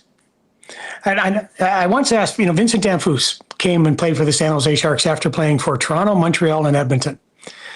And I did a quick interview with him when he got there, and I said, after about a month there, and I said, Vinny, what's it like playing in San Jose? What's the big perk? Is it the weather? Is it this? Is it that? And he went, I can go for lunch without anybody reporting how many meatballs I had. Right. And that'll be the case for Darnell. It was the case for Mitch. You didn't have that pressure on you, that spotlight being in the goldfish bowl all the time. There will be very few people looking at Darnell and the way he plays through the lens of a $9.25 million AAV. Now, people might, it's the AAV that is the 9.25, but what he's getting paid from now until the end of his contract is a lot less than that because he was heavily loaded and bonus laden up front. Money-wise, like people were asking, the reporters that we do have follow the team were asking Mike Greer about the numbers. And Mike Greer looked at said, yeah, we've looked into the numbers. Yeah. Like, thanks very much. Yeah, we've got people for that. Thanks. Darnell, first off, the Sharks have a very, very, very, last year, guys, and I'm not exaggerating, I've been with that team for a long, long time. I have never been on a team, or been with a team, I should say. I wasn't on that team. I was just observing, that was that close and had such a great culture. And unfortunately, because of trying to build and trying to be in a team, hockey is no sentimentality, right? If you want to be good, you can't be sentimental. So we lose Vinny Desharnais, a guy you guys know, who's a fantastic guy. Good contract for Vinny, though. Mario Ferraro, been with the Sharks since he got drafted. One of the best human beings on the planet. Ryan Reeves doesn't look like he's coming back. Another guy who I am so glad that I'd be able to be around him for a year and see what it's like to be a great teammate. And now Shakir is leaving. But Darnell's going to come in, and Darnell's a great guy, wonderful guy. I love Darnell because of the time I was in San Jose, or in Edmonton, we would just talk fighting all the time. Not hockey fighting, UFC, boxing, stuff like that. I love Darnell. He's going to be happy in San Jose. He's going to feel a relief in San Jose. The weight's going to be lifted off his shoulders, thinking he's got to perform like a $9.25 million hockey player when he's just got to go out and play. And we're a team that is fun to be around. We're a team on the rise. Now, people are talking about, oh, look what the Sharks have done. Listen, got to make the playoffs first before you can make any noise. But this is a team where the rebuild is over. He's going to be a part of something with a very special player. Geez, he got to play with Connor McDavid for 12 years or 11 years, and now he gets to play with Macklin Celebrini.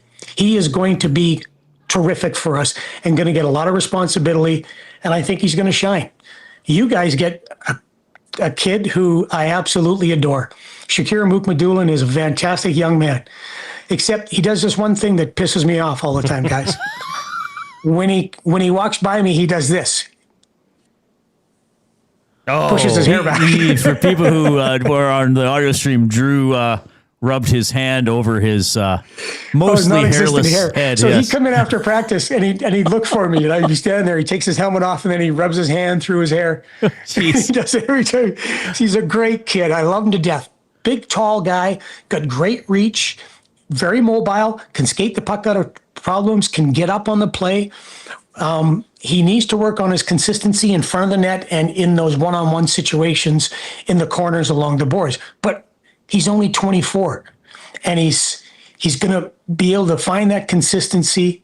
He's a kid that got a good shot, will get it to the net, but he's only played really one full season of hockey. He's a good one, and he's going to be a 4 or 5 guy, a 5 or 6 guy, and he's going to put in some solid minutes, anywhere from 17 to 23, 24 minutes. He's a good one, without a doubt. So I think both teams win in this. As far as us keeping the salary or keeping the AAV, we needed to. The money out, like Mike Greer said, we had people that they looked into the numbers. Yeah. Yeah, it's nice to know that the GM's planning ahead. That's good to hear. Exactly. Exactly. Drew, we love having you on. If I didn't know your family was there, we would just keep you all afternoon. But we should let it go. Yeah, by the way, I know you probably got to watch Riders tape all afternoon to get ready for their next game. So there's no such thing as tape anymore, Reid. I don't know if you know that or not. It's all digital. I don't know. I'm using tape. I film everything, and I have a VHS machine at home, and I tape the Elks games. You're lying right now. Why are you lying? Drew, how are the lawnmower line? How's the lawn? Healthy? I did a double cut the other day, Jay. You would have loved it. Nice. Even my daughter got out of the car yesterday when she went, "Oh, Dad, look at your lawn." I know. There you go. Yeah. Hey, you should not tell as us good as next yours, time. but it's good, Jay. Not as good as yours, but it's good. Jay has a great lawn. Next time you're in Edmonton, tell us. We'll give you a tour if you have time. Okay. I'm in and out. It's a 1 hour turnaround, baby. We're going. He'll text Jay and it'll be like, "Hey, is Reid off?" Yeah. Hey, do you want to grab lunch then? Yeah. Reid's on holidays. He'll come in and do the show. Blessed. Yes, we'll see you soon, buddy. Take care. See you, boys.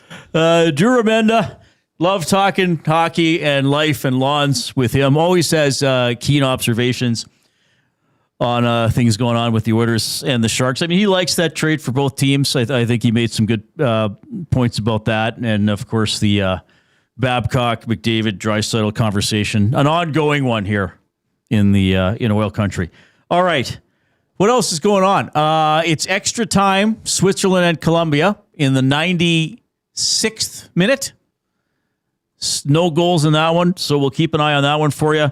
The Mark Kilam Show is at 5, presented by the Edmonton Elks. We have the Elks head coach on every Tuesday at 5 throughout the CFL season. Coming up after the 4 o'clock break, the Oil Understood and Jay's Play of the Day for Play Alberta. The Lock Shop. Kevin Weeks never misses. Kevin Weeks doesn't really break stuff. What are you talking about? Weeks is a joke. Weeks is an absolute joke. Is this some Hellebuck stuff? That's what it is. This is the Winnipeg stuff. You're right. He did have the eyes emoji on Hellebuck. He keeps trolls fan bases. He breaks a lot of stuff, though. I can't take anybody seriously that just throws out eye emoji. The Lock Shop, weekday mornings at 11, only on Edmonton Sports Talk, your clear choice for Edmonton sports. You've always known GCL Diesel as the experts in diesel fuel systems, but did you know that GCL is also your source for turbochargers and turbo repair? As a turbo supplier for Garrett, Borg Warner, and Wholesat, GCL can provide genuine original equipment turbos at wholesale prices. Whether it's diesel, gas, natural gas, or performance, we can provide you with the turbo or custom repair you require. Turbo questions? We've got turbo answers. Visit us in the West End or online at gcldiesel.com. GCL Diesel, turbochargers, understood. Looking for a delicious meal without the hassle? Head to Pasta Pantry in Sherwood Park, your home of the game day meal. From handcrafted fresh pasta with rich homemade sauces to ready-to-heat family meals, Pasta Pantry brings authentic Italian flavor straight to your table.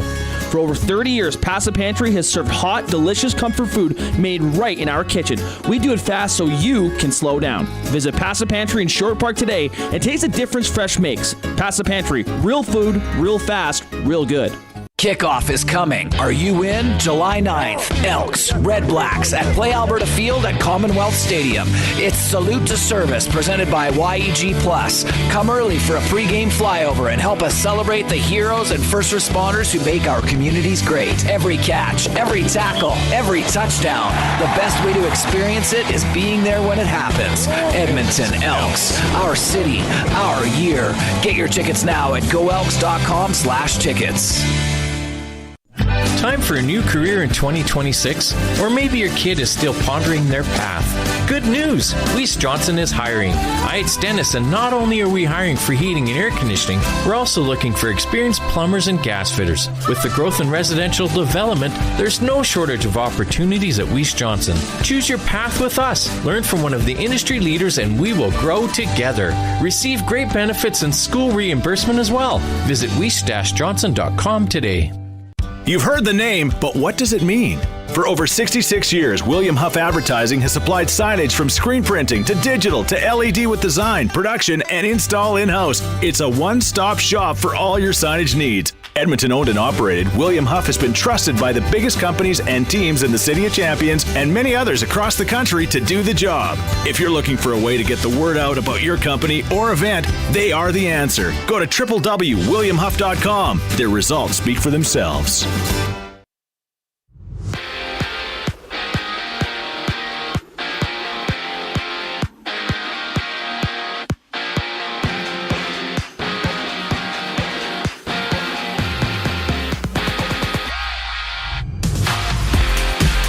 From Vancouver, it's Colombia and Switzerland scoreless in the round of 16, wrapping things up today. 99th minute of action. Winner of that one moves on to face Argentina in the quarterfinals on Saturday. In Elks news, Brett Boyko, Royce Metche, and Justin Pace have all been ruled out of Thursday's game against the REDBLACKS. Meanwhile, Joe Robustelli is questionable with a hamstring injury.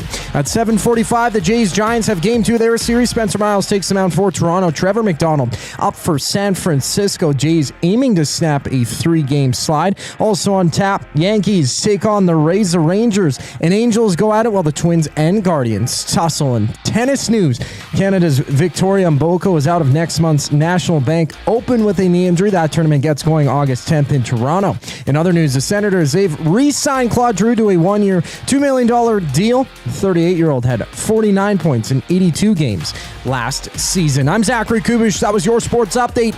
Hour 2 of the Reid Wilkins Show starts right now.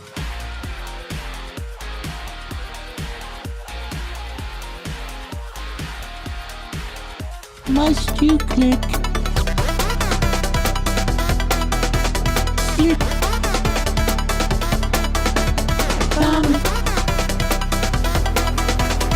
Must you click? There it is, the Thumb Click remix is put together by Zachary Kubish. That's a reminder to give us a like if you're watching on YouTube. We want to get to at least 100 thumbs every show. It's a nice plateau to get to, plus it helps build the algorithm for us to be recommended to other people on YouTube. So give us a thumbs up. Hey, we're at 50, halfway there. Whoa, we're halfway there. Whoa. Living on a prayer. Take my hand. We'll make it, I swear. I wonder when bands write lyrics to each other, if they sing them how they think they should sound, or if they just read them to each other like that. Like, hey, I got some lyrics here. Well, what comes first, though, the lick or the lyrics? Because that would make a difference. Yeah, I guess it makes a difference. Like, you know, when Kiss wrote Lick It Up, were they like, hey, guys, I got some idea for a chorus here. Lick it up, lick it up, lick it up, lick it up. Well, oh, yeah. Yeah, I think the lick came before that one. Yeah, probably. Literally. Well, isn't it Metallica where he just does nonsense sounds and then does the lyric? Like, he'll just go, like, he'll just almost kind of Yeah, they definitely do that. Yeah, they kind of build the lyrics after. Yeah, and then he does the lyrics after. I was watching something on Limp Bizkit the other day, and Wesley Borland, their lead guitarist or their guitarist, said that they just riff. They make a riff, and then from there, the lyrics are created. Okay. So each song would probably have its own process, to be honest with you. Yeah, probably. Yeah. All right. How did North Shore do it? Robbie would write lyrics and we'd make music. Nice. Yeah. So would he have an idea in his head how it should go? Hey, baby. Right. Why aren't you my baby? Is that hey, one? Baby. That's not one of your songs. No, but they were all pretty similar, Reid. We It's didn't really venture out that far. He's Jay. It's today. It's Jay's play of the day. It's Jay's play of the day. Jay's play of the day. Presented by Play Alberta. When you bet, well, he's injured. He's not getting up. Oh, there he gets up. No, he got helped up. When you bet with Play Alberta, you give back to Alberta. That's because it's the only app in the province that puts all revenue directly back into supporting programs and services that Albertans rely on every day. So next time you place a wager on your favorite team, know that you're also making a difference across the province through Alberta's General Revenue Fund. Visit playalberta.ca/EST to learn more. That's playalberta.ca/EST. Must be 18 and older to play. And if you gamble, use your game sense. Okay, I meant to do this last week, but I totally forgot. So I'm getting after it early here. This is Jay's 5-point CFL teaser. Uh-oh. Okay, so what's a teaser? Well, you take the spread or you take the line that the game is set and you move it. So most books will allow you to tease it, move it 5 points to whichever favor is of your liking. So here's what I did. Ottawa at Edmonton. I still don't understand this line. Edmonton is 7.5-point favorites. Okay, that seems like a lot. Yeah, I would agree. So I took Ottawa, who's plus 7.5. I moved them to plus 12.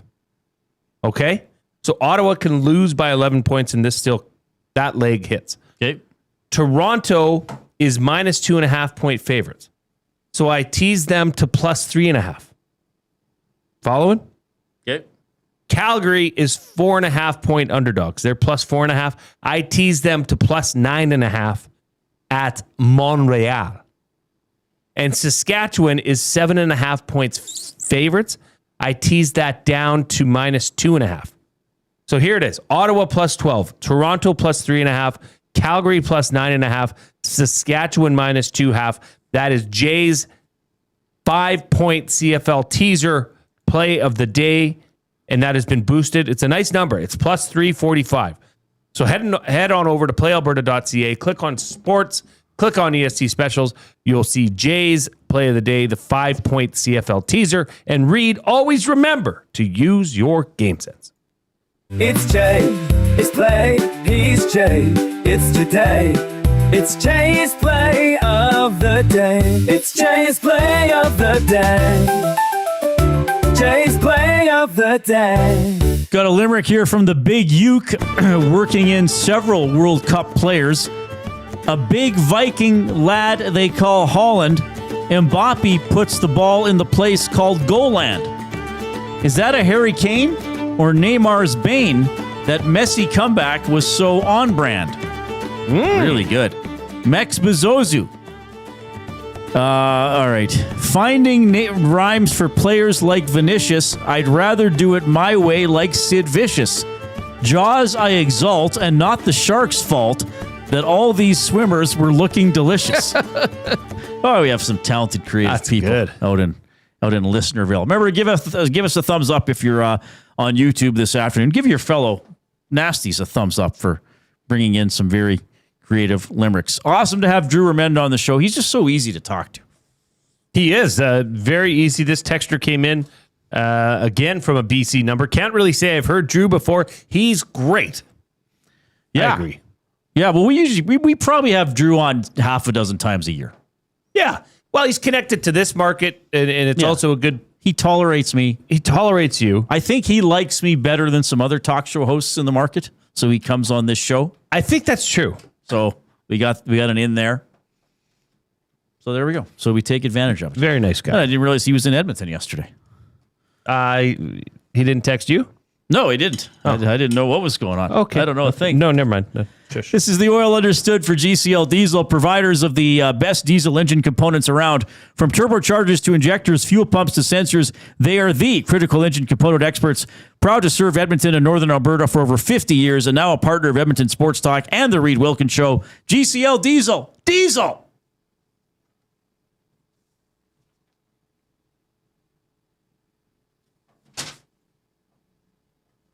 Understood. It is halftime of extra time. Switzerland, Colombia, still 0-0. All right, let's do a little exercise, and people play along at home. Post in the Nasty Chat or text in the name of the team. That if you text in, you'll have to put in the name of the team so we know who you're talking about. For you and Coop, I want you to participate. Okay. It's a very simple exercise, and I just want you to react off the top of your head. Don't overthink it. Okay. I'm going to list off the teams in the Pacific Division, and you can say no change. Okay, the question is, has this team improved in the offseason? Okay, you can yes, no, or no change. Vegas Golden Knights. Well, I guess no change would still be a no if you stay the same. No, not improved. Edmonton Oilers. Improved. Yeah, reluctantly. It's just because of Freddie Anderson. That's it. Okay. Anaheim Ducks. Yes. Yes. Do you think so? Yeah. Okay. LA Kings. Well, I'm factoring in just simply another year's experience. Maturation. Okay. Maturation. All right. Maturity. Los Angeles Kings. Yes. No. Get Perry on a very cheap deal, and then you bring their in best Zuccarello. player retired. That's okay. That's all right. Down the lineup, they look deeper and meaner. San Jose Sharks. Yes. Obvious, yes. Seattle Kraken. No. They lose Marchment, right? No. Mason Marchment went to the Sharks, right? Yeah. Yeah. Calgary Flames. Yeah. Simone Nemitz. Yeah. I mean, it's hard to say no. Yeah. Vancouver Canucks. Sure. Who cares? I mean, will they do better than 58 points? Yeah. Probably. No. Probably. Yeah, probably. I'd say Vegas. I mean, Vegas lost Dorofeyev. True. That's the headline for me. I mean, this is without going back and looking at every transaction. Right. I'd say Anaheim's a no. I think the Sharks might be the most improved team in the division. I would agree. Oh, I would agree that. You that got wasn't, Trouba, that wasn't you the point of the Nurse. exercise, though. Oh, fair enough. Simply to say yes but or no. I don't know who else has... well, that's a good Vegas point. probably about the same. I still think the Oilers about the same. Actually, I know, they're pushing Babcock as the big addition. I think the Ducks lost too much. I think the Kings will be about the same. I think the Sharks will be better. I think the Kraken are... okay, sometimes I say mean things. I think the Kraken are headed down the path of the Columbus Blue Jackets. Perpetual mediocrity / irrelevancy. Flames, I'd say, yeah, probably a little better. Canucks, they're so far behind, whatever. So how many teams do I have getting better? San Jose and a little bit of Calgary? Yeah. Does it push San Jose into the playoffs? Can Anaheim repeat? Well, and you know, whatever happens with the Karlsson offer sheet. Yes, he's a big part of that team, but that was, I think, what held Anaheim back, was just that they simply didn't have playoff experience. That's a legit team. And another year experience, if they get all these draft picks too, that's not going to be the worst situation in the world with an already young team. Does San Jose do they get into the playoffs? I think yes. I think you'd have to say. I mean, San Jose was 9 points out of first place in the division. Yeah. Now, the division winner was 95 points. Every other division winner was well over 100, but still, you know what I'm saying? Yeah. Well, down year for the division, nearly were able to make it in, right? Yeah. And then with another year, Celebrini, like, I don't know, that Nurse, Trouba pairing? Well, looks pretty damn good. That's a pretty top tier. Like, I wonder about Anaheim. Like the challenge, like it was all, you know, grapes and glory for them. I think I just made up a new phrase. Grapes. It was all grapes and glory for them. Hey, we're back in the playoffs. You know what? It sounds Hey, correct. we beat Edmonton. Hey, we hung in there against Vegas. Yeah. Are the Ducks the 2017 Oilers? The 2017 to 18. Right. That they now fall back. They're now in the going to upcoming regress. season. Right. Nobody knows. To me, that's a team that I think could, because of the players they lost, they had an uncannily good record in close games, including 8-0 in shootouts. I mean, if they go 5-3 in shootouts, they would have missed the playoffs. You know? Yep. So I wonder about Anaheim doing it again, getting into the playoffs again.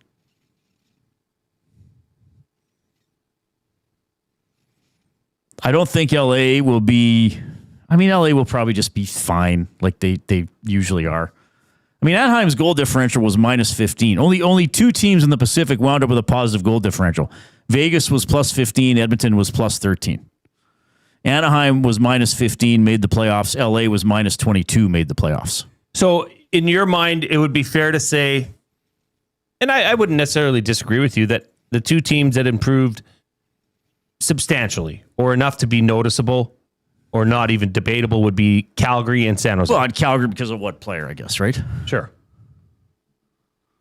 Yeah, I think that's fair. I mean, again, the Oilers, as we've talked about, and the GM basically said it, they're banking on their coach making a massive difference. Because, again, I don't believe the Oilers roster as a whole is better. Okay, Freddie Anderson, a little more stability in goaltender. I still think Nurse is a loss. And some of the players they might have trying to fill in for Nurse might take some time for them to really fit in. Fair. And it is a bit of a gamble, too, right? With a younger piece like Mukamadulin. Like, I mean, sure, he can play decent. Well, Ryan Shea's more the guy that could fill in. Sure. To me, this is a big year for Jake Wallman to step up. I think Jake Wallman, if you were to say which of the Oilers defensemen have the most pressure on them coming into this regular season, it's Jake Wallman. He's going to be asked to do a lot more and a lot more with more consistency. Well, and play a lot more responsible, which is that's going to be the challenge for the coaching staff, is get a lot of guys to play a lot more responsible. They got Mike Babcock. Right. He is the defensive whisperer. You ain't going to see a team that defends like the Oilers. 82 shutouts. 0 shots on goal against. That's right. No hits either. Because they'll have the puck the entire time. We'll see. All right. So just a quick little exercise for the Oilers for GCL Diesel. Yeah, like. Do you think the Oilers are done? Well, I think we take Bowman at his word. They might add one more player. A forward, though. Yes. Would that have to be like a middle 6 guy, right? No, I think it would be a fourth Bottom. liner. Yeah, bottom. I think it'd be a Bottom $1 end. to $1.5 million player, unless it's a veteran, unless it's an aging veteran Somebody who you that they can get for cheaper. try What and did slot in. Giroux sign for? What was the money? $2 on him? million worth up to $5 million. He had 49 points Yeah, I guess last they year. could do something like Right. that. But now Giroux's not out there. I mean, there was some rumors about. What about Curtis Lazar? He's unsigned. I know.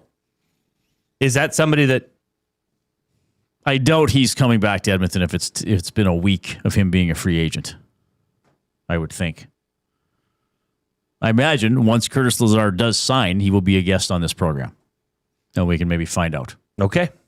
780-218-9999 is the River Cree Resort and Casino inbox. That's how you text us at River Cree Resort and Casino. They have Tap 25 and they have the Tap 25 happy hour, $5.25 drinks, all beers, including bottle and draft, imported domestic, select premium well highballs, and select premium wine served at Tap 25, Center Bar, Onyx, and on the casino floor. This is available Sunday to Thursday, 9 a.m. to 7 p.m. All right. We got a great story here from Football Alberta. The Mark Kilam Show is coming up at 5. Here's the Coop.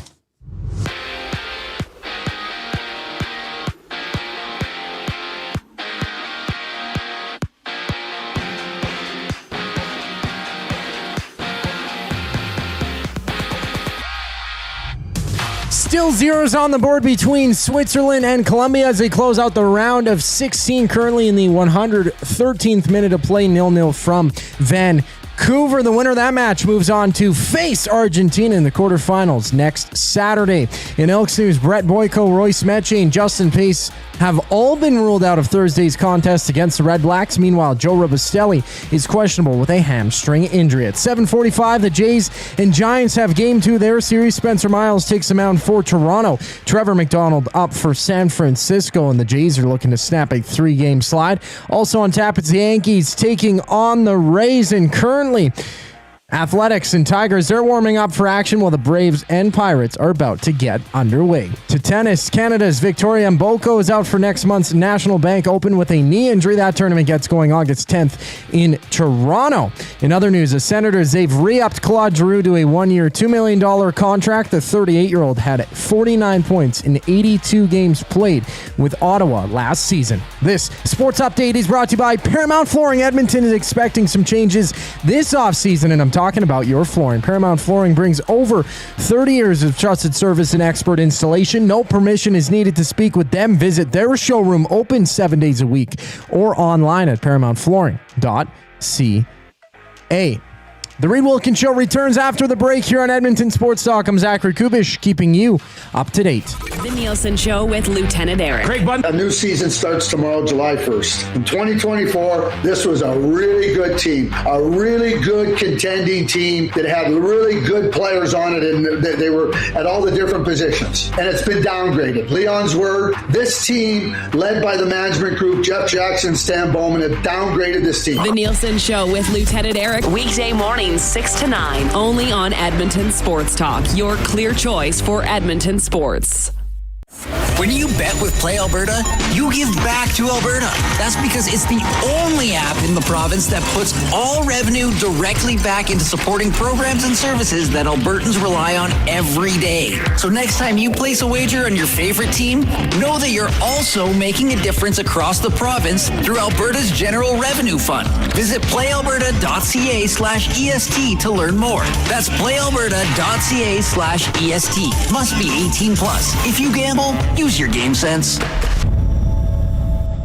At Firehouse Subs, our subs are freshly toasted, stacked high, and crafted to satisfy. Each sub is piled high with premium meats, melty cheese, and toasted to perfection. Firehouse Subs brings bold flavor to every bite, all served on a freshly toasted roll. But we're not just feeding Edmonton, we're fueling it. Dig into the brisket hat trick, piled with slow-smoked brisket and melty cheese. Or go to the Firehouse Subs fan favorite, the Hook and Ladder. Made to order with smoked turkey, honey ham, and Monterey Jack cheese on a perfectly toasted roll. With 15 Firehouse Sub locations across Edmonton and the greater area, it's easy to grab a hot and hearty sub close to home. Firehouse Subs. Hot, hearty, made to satisfy. When gambling, set a budget before you play. Stay informed and visit GameSenseAB.ca to learn how. Remember, if you gamble, use your game sense. Tonight tonight on Will It Store. One man, 6 bikes, and all the winter decorations still boxed up in the garage. Don't be that guy. Make space for summer with Sentinel Storage. Try 4 weeks free at sentinelstorage.ca. Since 1952, William Huff has been the heartbeat of Edmonton's advertising world. From humble beginnings to a citywide powerhouse, we've been the go-to for signage from print to design and installation. Partnering with Edmonton's top sports franchises and major events, we've helped shape the city's global reputation. Our secret? Unmatched customer service, decades of experience, and a passion for excellence we call the William Huff Advantage. Visit us online at williamhuff.com.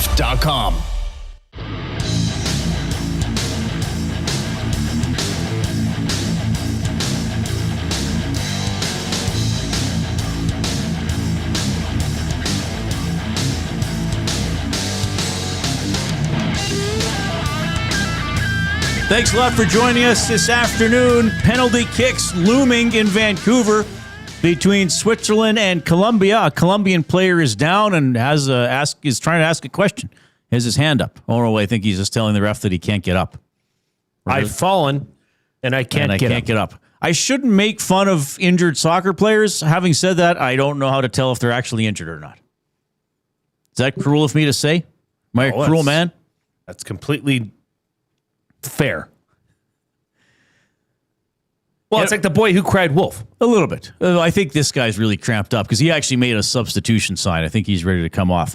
Edmonton Sports Talk is presented by Play Alberta. Go to playalberta.ca/EST and go to the EST specials part of the page as well. Jay has a huge CFL play there for what are we into week 6 already? Yes. My goodness, time flies.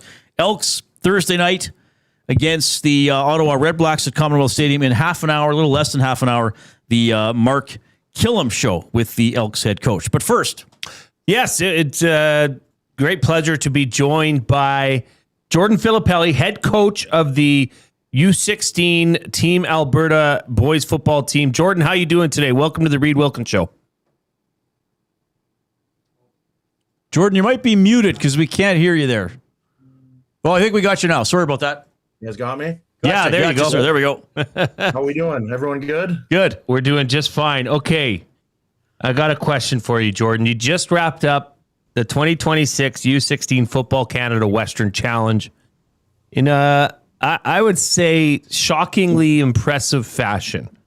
Okay. Yeah, you had a 46-0 semifinal win over Manitoba and a 34-8 shellacking of Saskatchewan, outscoring your opponents 80-8. What happened? Yep. Just great group of kids, man. You know, it's these tournaments, you just got a short amount of time, but the boys came together and they put on a show out there. It was awesome. Now, has Saskatchewan not had Alberta's number in the past few years, specifically at this age level, the U16 level? Yeah, they won the last 5 in a row, so it's always good when you can take it to the guys on the other side of us, for sure. It's always good when you can beat a Saskatchewan team. I mean, it's not exactly. I was just going to say that. I mean, you know it. I mean, even when you played for the Dinos, it was always nice to beat the Huskies.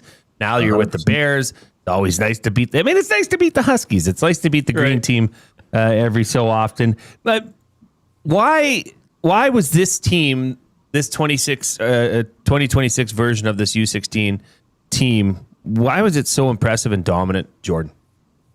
I think it starts, with the quarterback, Davin Ben Capobono. He was a returning player for us. I mean, I've been around football my whole life, and I quite haven't seen a kid like him. So, it's always easy when you got a quarterback that can make all the throws at such a young age, and it's a really good leader and kind of knew what to expect going into the tournament. So that was a big component of it. And it's just the talent in Alberta, man. Like, guys, it's running rampant right now. Like, every level of football, you just see really talented kids, and I'm blessed just to get to work with them at the high elite level. And, that's the big component of it for sure. So we had executive director of Football Alberta, Taylor Stiles, on the show last week. And he was saying that, football in Alberta is legit. I mean, it's always been good, but I don't know that it's ever been would be considered a powerhouse.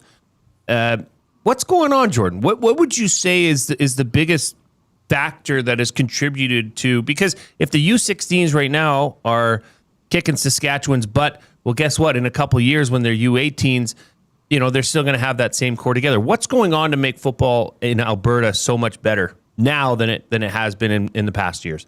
Well, I think a lot of it comes, it's not just the hubs of Edmonton and Calgary that are super strong. You're starting to see all these satellite hubs, like Airdrie football is exploded. I mean, we had 12 kids on our team from there. When your two best receivers are from Northern Alberta, in Lloyd and in St. Paul, like you're just finding strong players across the whole province. And it's not just quite Edmonton, Calgary based anymore, which probably when I was growing up was a little more apparent. It's just, and the times are different. They have just so much access to so many things and programs throughout the winter that kids are just developing rapidly. And there's lots of opportunity out there for sure.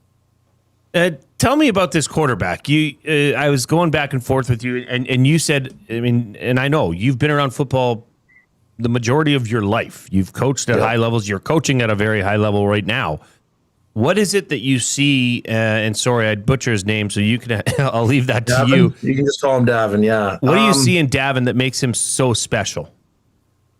Well, I mean, he has the physical attributes. I mean, when you're 6'3" and 180 at 15 years old, that's you got some pretty good genes there for sure. And we, our coaches, we laugh about it all the time. Like, I think he has a university arm right now, right? Like, he's a kid we'll be seeing play down south probably, or, maybe, who knows, might get another Nathan Rourke situation going on in a little bit. But he's just special, and he's just such an elite athlete, and he's such a great kid, and he's got a really good family, and, he just works really hard, and he cares, and he just loves football, right? So, but from a pure talent standpoint, I've had people, Brandon Bridges, that's what a lot of people have been comparing him to, probably because he looks a lot like him, right? But he's just smooth, and he just makes it look easy. It's kind of crazy. Like, every day I'd just be telling him, like, are you bad at anything? Like, school? No, nothing. Like, he's just good at everything. So he's a great kid, and it was an honor to coach him for the last 2 years for sure.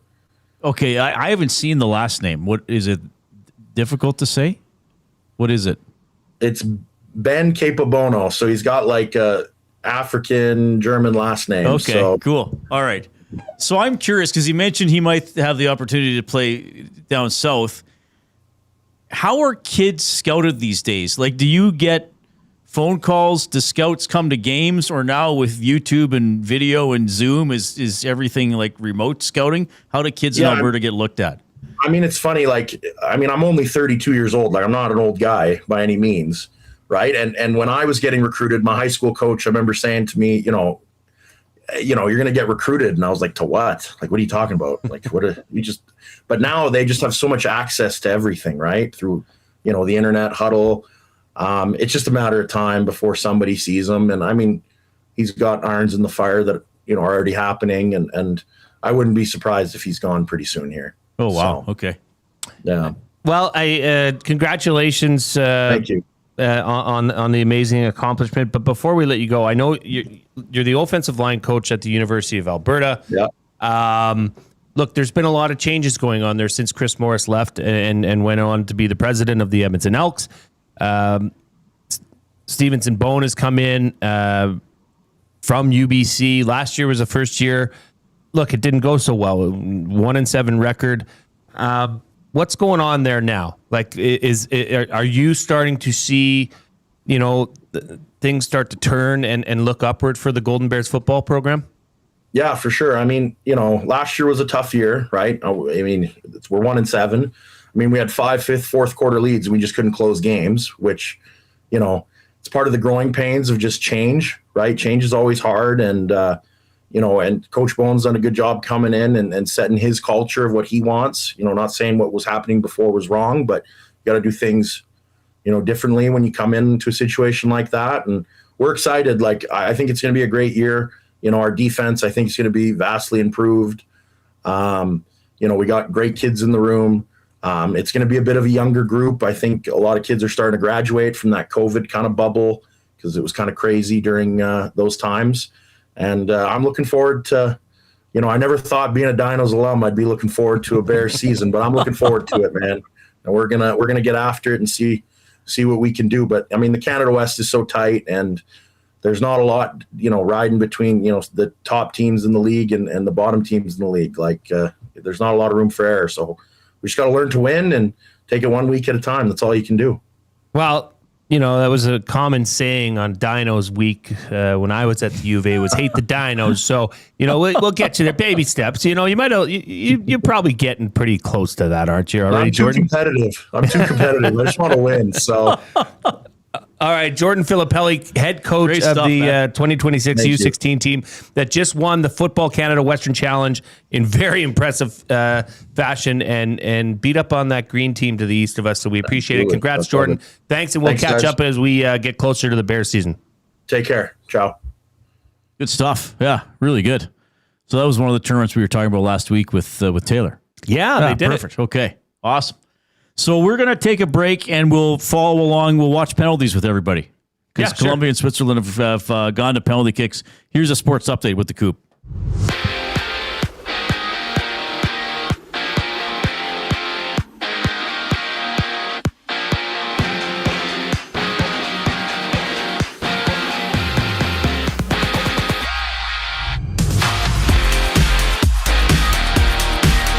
It's headed to penalty kicks, 0-0 between Switzerland and Colombia, wrapping up the round of 16 from Vancouver. Winner of that match takes on Argentina on Saturday. Brett Boyko, Royce Mechie, and Justin Pace of the Elks have all been ruled out for Thursday's game against the REDBLACKS. Meanwhile, Joe Robustelli is questionable with a hamstring injury. At 7:45, it's the Jays and Giants with Game 2 there. Series Spencer Miles, the starter for Toronto. Trevor McDonald countering for San Francisco. The Jays on a 3-game slide.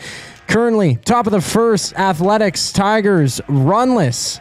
And at that same time, it's the Braves and Pirates with zeros across the board. In tennis news, Canada's Victoria Mboko is out of next month's National Bank Open with a knee injury. That tournament starts August 10th in Toronto.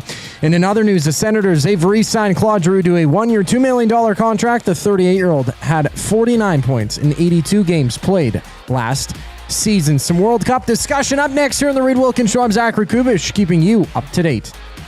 The EST Hangout. To see the other nationalities, for example, like the Brazilian fans, unreal. The bar, the way they set it up, the way they dance, and their culture, they're outside, they're kicking the soccer ball with their kids, like just all those different cultures. It was unbelievable. And you mentioned England, those guys can party. Oh yeah, they like to play. The EST Hangout, presented by Sentinel Storage. Weekday mornings 9 to 11, only on Edmonton Sports Talk. Your clear choice for Edmonton sports. Looking for quality building materials and friendly advice? Visit us at Windsor Plywood Leduc, family owned and locally run since 1993. From interior materials for doors, flooring, baseboards, and all the finishing touches to all you need for your outdoor projects like cedar lumber for decks and fences. Plus, all the plywood you'd need. Our full-time on-staff carpenter can help with anything odd-sized or custom. And from domestic hardwoods to exotic selections, we've got you covered. And if we don't have it, we'll track it down for you. Windsor Plywood Leduc. We're the experts you need to know. When you bet with Play Alberta, you give back to Alberta. That's because it's the only app in the province that puts all revenue directly back into supporting programs and services that Albertans rely on every day. So next time you place a wager on your favorite team, know that you're also making a difference across the province through Alberta's General Revenue Fund. Visit playalberta.ca/EST to learn more. That's playalberta.ca/EST. Must be 18 plus. If you gamble, use your game sense. Tonight on Will It Store?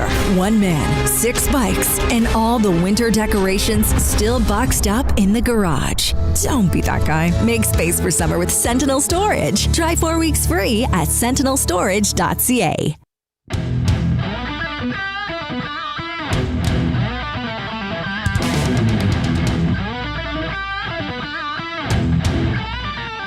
Okay, portions of this hour presented by Commonwealth Stadium. Welcome to the jungle. It's time to come alive and get ready to be thunderstruck. These aren't just songs, they're the biggest concerts of the season. Guns N' Roses, Foo Fighters, AC/DC, Post Malone, and that Jelly Roll guy too, right? Jelly Roll? He's not a singing animatronic jelly roll. Coming to Commonwealth. For more information on the biggest shows at Commonwealth Stadium, go to edmonton.ca/Commonwealth. Commonwealth Stadium also presenting our green and gold kickoff and post-game shows. What is a jelly roll? It's like a roll with jelly in it. Have you ever eaten one? Was that a goal? I looked away. It is. Okay, so here's what's happened so far. Colombia goal, Switzerland goal. Oh, yeah. Colombia, the Colombian players shot it straight ahead, crossbar, straight down and out. Did not cross the line, and then Switzerland just scored. So we might as well just keep an eye. I was going to say it's fun watching the penalty kicks. Is it fun watching the penalty kicks? Can you imagine if Canada would? I would have. No, I would have been incredibly stressed out if Canada went to kicks. I have no skin in this game, none at all. No, but I'm still nervous. You know what I mean? Like it's just nerve wracking because you feel bad for the players who miss. I do. I feel bad for that, especially Colombia. Oh, he got it right under the keeper. The keeper guessed to his left, and the shot went there, and the keeper had to go right under his rib cage. We might be a little bit behind for some people who are watching along. Maybe he hit. Oh, how did he miss it? You got to smother that ball, Jay. Well, and Colombia does have a bad history with penalty kick takers and issues. Do they? I believe it was the two Escobars. It was a 30 for 30. That was an own goal. Oh, the own goal. That was an own goal. Yeah. But still. And then the guy did not live much longer after that. Like that's because in '94, I think they were one of the favorites in the States, and they didn't even make it out of the group stage. I'm sure times have changed. Okay, third shot for Switzerland. But that was an incredible story.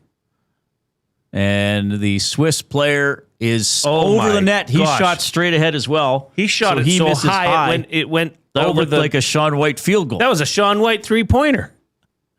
So it's 2-2 after 3 rounds in penalty kicks. It's gone Colombia goal, Swiss goal, Colombia miss, Swiss goal, Colombia goal, Swiss miss.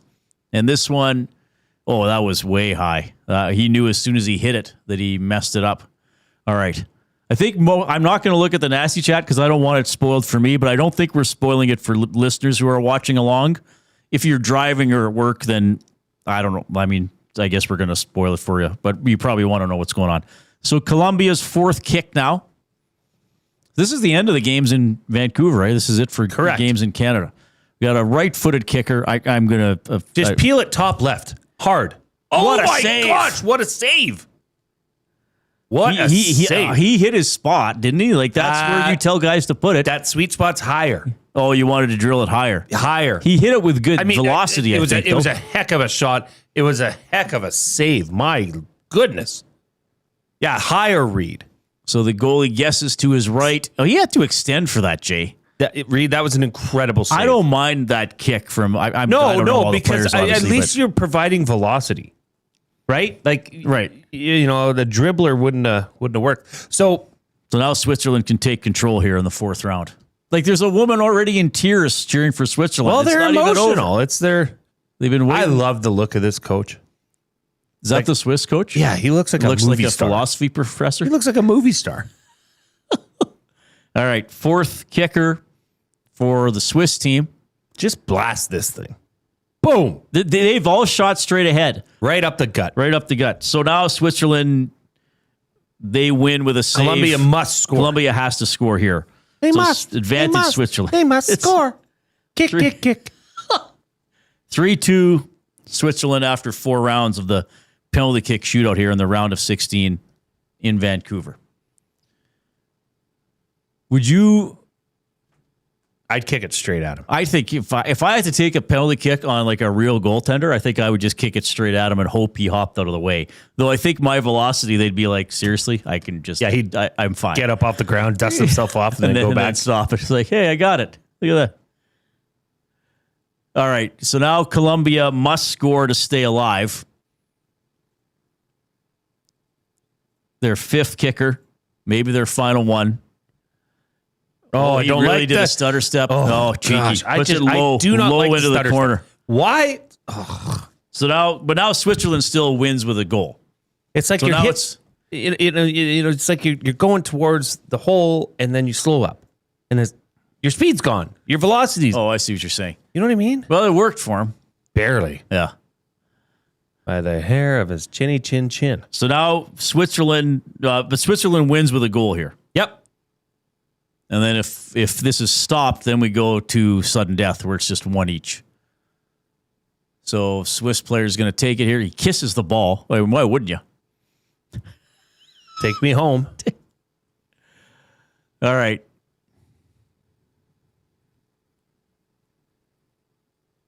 Oh, boy. They're tense.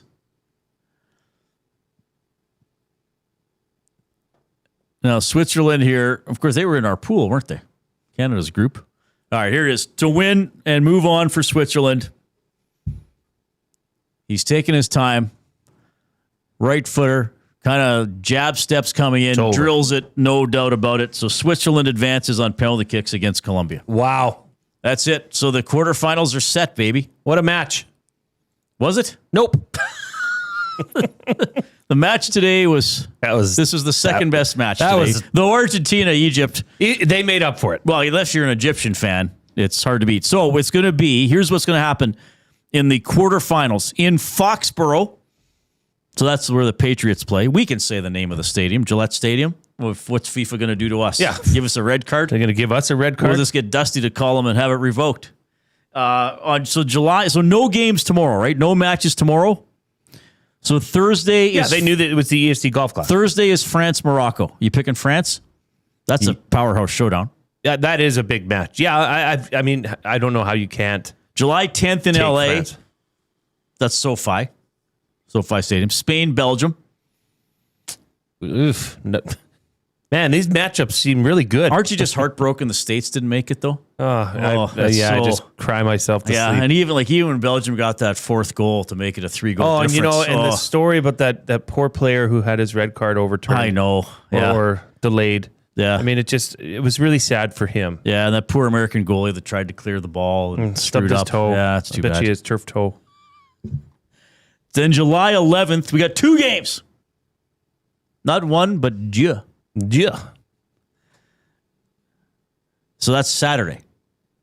So you got in Miami, Norway, England. Oh, baby. I'm looking forward to that. And Argentina, Switzerland. Yeah, I mean, Swiss, that's going to be, I think, a good game. Now, Argentina's falling behind and catching up. Are they going to be able to do that against the Swiss? I don't know. You know, that's an interesting question, Reid. Canada fell behind against the Swiss, and they got one back. Yeah. Got one back. But Argentina is a little bit of a different animal. So, I guess we can check the times. Or what are we going to be able to watch here while we're at work? So nothing tomorrow. The Thursday game's at 2, France-Morocco. Friday, I'm actually off Friday. Spain-Belgium's at 1. You're off this Friday? I'm off this Friday. Well, unless you're taking it off, remember? Oh, yeah. No, I am not. Okay. So it's me and Benny. You and Benny. Oh, fun. Saturday. Now, my dad's at Art Walk on Saturday. Oh, go and see him. Norway, England is at 3. Argentina, Switzerland is an evening game. That's at 7 in Los Angeles. Interesting. So it's fun. I mean, there's only, 8 matches left in the entire tournament. The 4 quarterfinals, the 2 semis, the third place game, and the final. Fantastic. So we're getting down to the nitty gritty. Yeah, I'm really looking forward to this. As they say in FIFA. Yeah, and it's the nitty gritty stage now at FIFA World Cup 2026. Yes, and they're off to the round of nitty gritty. They will go fishing in the dark.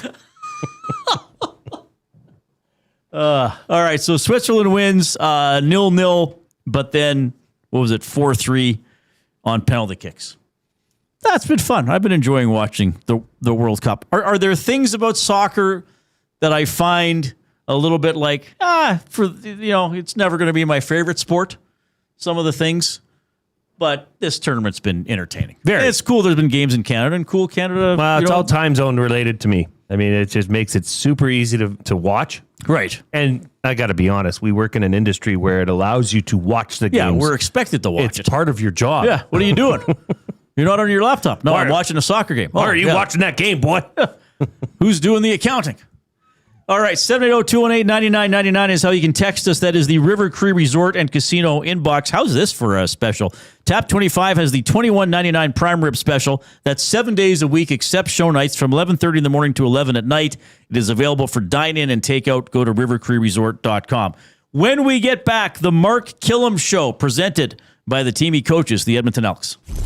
Two guys and a goalie. Claude Giroux was rumored that the Oilers were interested in him and he might have a little bit of interest in Edmonton as well, but he ends up staying in Ottawa. Tough to get somebody out of a place where they really want to be, isn't it? Yeah. Don't you think? Like, he likes Ottawa. It's his from there. Yeah, right? It's tough. Isn't he from Hull? It's tough to convince a guy to essentially leave Two Hull. guys and a goalie, presented by GS Construction. Tuesday and Thursday afternoons at noon, only on Edmonton Sports Talk. Your clear choice for Edmonton sports.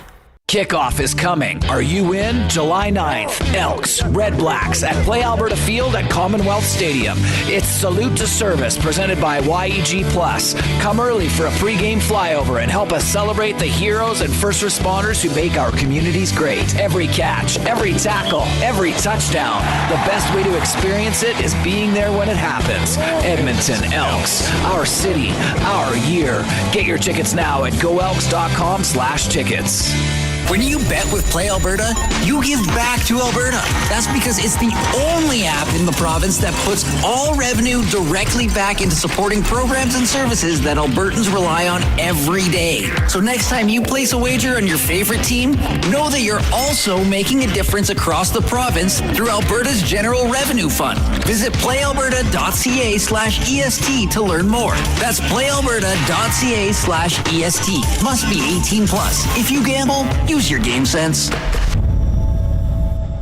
The Canadian Brewhouse has a happy hour for any scenario. You finished work early? Happy hour. You finished work because you accidentally hit reply all to the entire company? Big happy hour. Your boss said, great job. Happy hour. Your boss said, per my last email. Ugh, emergency happy hour. You finally closed the big deal. Happy hour. With a huge selection of ice cold drinks and great food, the Canadian Brewhouse has a happy hour for whatever just happened at work. The Canadian Brewhouse. Your day just got happier. Get ready for another iconic evening of Canadian rock as the River Cree Resort and Casino presents Streetheart and Lee Aaron. On July 30th, get ready for a fist-pumping, anthem-filled show featuring two of the best acts to ever do it. Streetheart and Lee Aaron, July 30th at River Cree Resort and Casino. Tickets at rivercreeresort.com.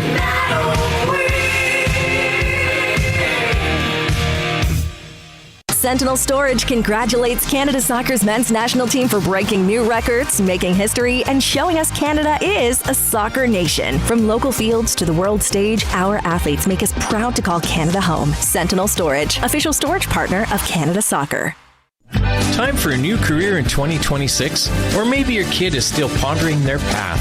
Good news! Weiss Johnson is hiring. IHS Dennis, and not only are we hiring for heating and air conditioning, we're also looking for experienced plumbers and gas fitters. With the growth in residential development, there's no shortage of opportunities at Weiss Johnson. Choose your path with us. Learn from one of the industry leaders and we will grow together. Receive great benefits and school reimbursement as well. Visit weiss-johnson.com today.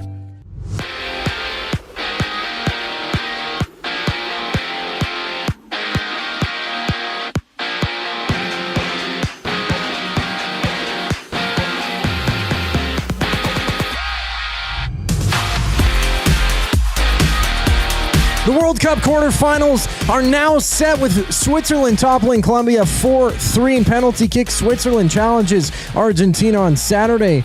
In the match that gets the quarterfinals going is Thursday between France and Morocco. And Elks News, Brett Boyko, Royce Metche, and Justin Pace of the Elks have all been rolled out of Thursday's contest against the REDBLACKS. Meanwhile, Joe Robustelli is questionable with a hamstring injury. At 7:45, the Jays Giants have game 2 of their series. Spencer Miles takes them out for Toronto. Trevor McDonald up for San Francisco. Jays looking to snap a 3-game slide. Currently in the majors, 5 games underway. Top of the second, Mariners and Marlins knotted at zeros, while the Braves have a 1-0 lead on the Pirates. Bottom first inning. Also on tap, Yankees and Rays, they'll battle. Rangers and Angels go at it while the Twins and Guardians tussle. This sports update is brought to you by Windsor Plywood Leduc, locally owned and operated, serving Leduc and surrounding areas since 93. They have doors, flooring, baseboards, and of course, they have plywood. Go see the knowledgeable staff today at Windsor Plywood Leduc. Hour 3 of the Reid Wilkins Show starts right now.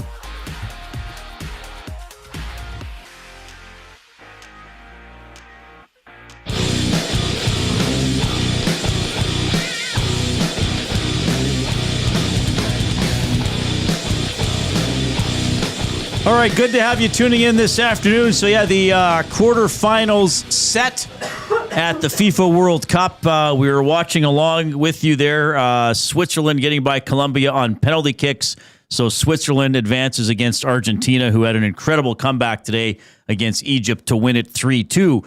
This section of the program is presented by your Edmonton Elks. School's out, and it's time to kick off summer with the Elks. Lock in your tickets for the Elks Salute to Service game presented by YEG Plus. It's coming up on Thursday at 7 p.m. at Commonwealth Stadium. Now, for select seats, you can get adult tickets for $20, youth tickets for just $10. Come early for the Brick Kids Zone, and these are always great. Salute to Service game. It's going to be the pregame flyover as well. And as we do every Tuesday at this time, we are pleased to welcome to the program the Elks head coach, Mark Kilam. Mark, it's Reid and Jay. How are you doing? Oh, he froze. Okay, we'll get him right back. I think he's right. That was a great shot. Right on the stadium. It's Man, sunny. he's been bringing, you know what? Sneakily. Yeah. He's been bringing us some pretty fantastic He's been doing really good. He's been really good. He's got an eye for this. Yeah. We'll just reconnect with him and get that going. A lot to talk about with Mark. I mean, tough loss against the BC Lions, first one of the season. I do think there were some positives in the game, and we want to touch on those as well and look ahead to the game against the Ottawa REDBLACKS, who they will play for the second time this season. Thursday at 7, the Commonwealth Stadium kickoff show is going to be at 6 here on EST. That's going to be with Jay Milne and Matthew Wannick, and they're on after the game for the post-game show. And we're taking this show on the road, so to speak. We're just going to do it all from Commonwealth Stadium, from the rec center. Yep. You just get to stay in one place all day. I will be stationary. Do not move. You must not move at that building. It'll be fantastic. Look straight ahead at all times. Well, we have a special guest that day too. Can we say who it is? I think so. Oh, go ahead. Yeah, we're going to have, so Dwayne Ford is the color analyst for that game Thursday night. He will be joining us in person from the Commonwealth Stadium Rec Center. We love TSN's got a great crew. Oh, he's fantastic. I really like one of their play-by-play guys, especially. Well, he's pretty special. Yeah. Okay, do we have Mark reconnected or straightened out? Or well, not that he was crooked, but you know what I mean. Yeah. His video is good. Okay, Mark, I think we got you now. It's Reid and Jay. How are you doing? I'm doing good. You guys got me? We got you. That was I think that's a time count violation on old Wilkins here. So I got to march back 5 yards, and we'll get going now. Hey, thanks for doing this. A lot to talk about, of course. Hey, let's just kind of put the capper on last week's game with a couple questions. I'll kind of leave this one a little bit open-ended. You experienced, probably broke down some film. What do you think the biggest difference was that kept you out of the win column against the Lions? No, we just didn't play to our standard. Our tackling wasn't at the standard that we have been playing to. As far as playing to our identity, we lost a turnover battle for the first time this year. That definitely played a part in it. And just credit to BC. I mean, they made more plays than we did. We got to find a way to get over the hump the next time we play them. Now, we're going to talk a little bit about last week's game, obviously, then move on to this week. So, why, in your opinion, now that you've had a chance to look it over, why were they able to? It seemed like they were attacking with purpose the middle of the field. Why were they able to run the ball up the middle so well, Mark? We just didn't fit. They had some run explosions against us. A couple of them were fits, missed assignments on fits, and then a couple of them were just broken tackles. Like I said, we didn't tackle very well. I thought we lost the physical battle at times. And again, they need credit. They played with a level of desperation that exceeded our commitment, if you want to put it that way. We lost some of the, our physical contact skills, and our blocking in the run game when we were running the ball was not as good as it's been as well. So, I mean, that's a combination of losing on the LOS and losing the physical battle at times. Mark Kilam here joining us on the Reid Wilkins Show. That was my next question, was if you can expand on, I mean, Justin Rankin was -2 in rushing yards at halftime. Is that, would you say that's more on your front five, or is it massive credit to what BC was able to do to disrupt and get that running game off its timing? I think it's a combination of both, Jay. I think, obviously they stacked the box and had a lot of people in there because they know Justin Rankin, our offense goes through him. But at the same time, I didn't think our guards were as good as they had been in the past. We had some MAs as an O-line. It just wasn't up to our standard. Like I said, I mean, I think, BC's got some big, strong, tough D tackles, and they won more battles than they lost last game. But, we were able to get Rank going, on some checkdowns outside of the pocket. I thought we did a nice job, on our RPOs. They were giving us pull reads, and we pulled them all, and we were hitting on those. And the guys did a good job of yakking it up and staying on the field and moving the chains because we moved the ball. It just wasn't with the run game. Mark, we had Joel DeBlanco on the show yesterday. Really good interview we've learned over the last couple of years. And man, oh man, I just see him all around the field this year. I mean, he had a couple big hits on Saturday. He gets the interception. When you watch the road games on TV, it seems like he's always in the screen, when the other team has the ball or is making a play. I just kind of wanted to get your perspective as his coach on his growth, and maybe just you see that with players like now he's in his third year, second as a starter. It seems to me as an observer like it's just starting to click. Like he's figured some stuff out. What do you see there? Yeah, he's a beast. The week before he was flying around too, but he had a few MAs. And I remember saying to him, I'm like, Joel, you had almost like the all-world stat line, but you had 3 MAs in your grade out. And then this past week, I mean, he was flying around. I mean, that first interception is because he drilled somebody over the middle. I mean, the guy was everywhere. We had some injuries on our punt team, so he went back into his punt role, calling the protection. So, I mean, he was playing 2 phases. He had a tackle on punt as well. So, I mean, the guy is a beast. He can run for days. And it's really like it took him a year and a half to become the defensive starter last year, and then he's just built on that. He's gotten better every time he plays, and we're happy he's on our team leading the way. Okay, I just want to, because I think I know what you're saying, and maybe some fans are thinking the same thing. Is an MA a missed assignment? Yes. Sorry, okay. Missed assignment. So missed assignment. And you'll give a guy an exact number after every game, like, hey, here are the 4 that you specifically, I don't know what terminology you used, but messed up on or whatever? Yeah, so we grade every snap. Every player is graded on every snap on their alignment, assignment. Then we give them feedback on their technique, if they're using proper technique or could use a better technique. Then they get a positive grade if they're making an impact play, just a regular grade if they just do their job, and then there's a negative if they don't do their job or have a missed assignment or a loaf or something like that. A loaf is where you don't play full speed. That doesn't happen very often, but sometimes on the backside of the play or something like that. Or we grade. There's a billion different ways to grade, and it's different on offense and defense. But defensive stuff, you grade. Impact plays, missed opportunities. Let's say you drop an interception, that would be a mop, missed opportunity, stuff like that. So we grade that all out, give the player the grade sheet, and then it's a way for us to hold people accountable, but also see who's producing. Okay, sorry, I know I'm going off script here, but this is what I find fascinating about football, because unlike the two of you, I've never played it or coached it, so I still like learning stuff like this. How much, and maybe this goes more to defense than offense, but how much of a missed assignment or a mistake on defense happens before the snap because the defensive player doesn't read what's happening and he's sort of put himself in the wrong position when the ball's even snapped. You know what I mean? Like he's that would be like an alignment error. So they aligned the wrong way. And we talk about in football all the time aligning for success. So you put yourself in the best position pre-snap to execute your job or execute your responsibility. And that's on offense and defense.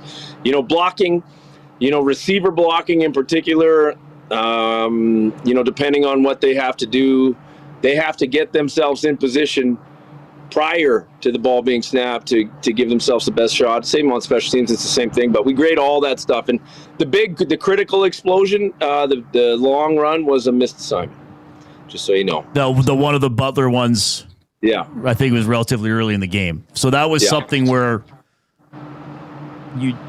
they didn't fool you with the play. You guys just got out of position then, basically.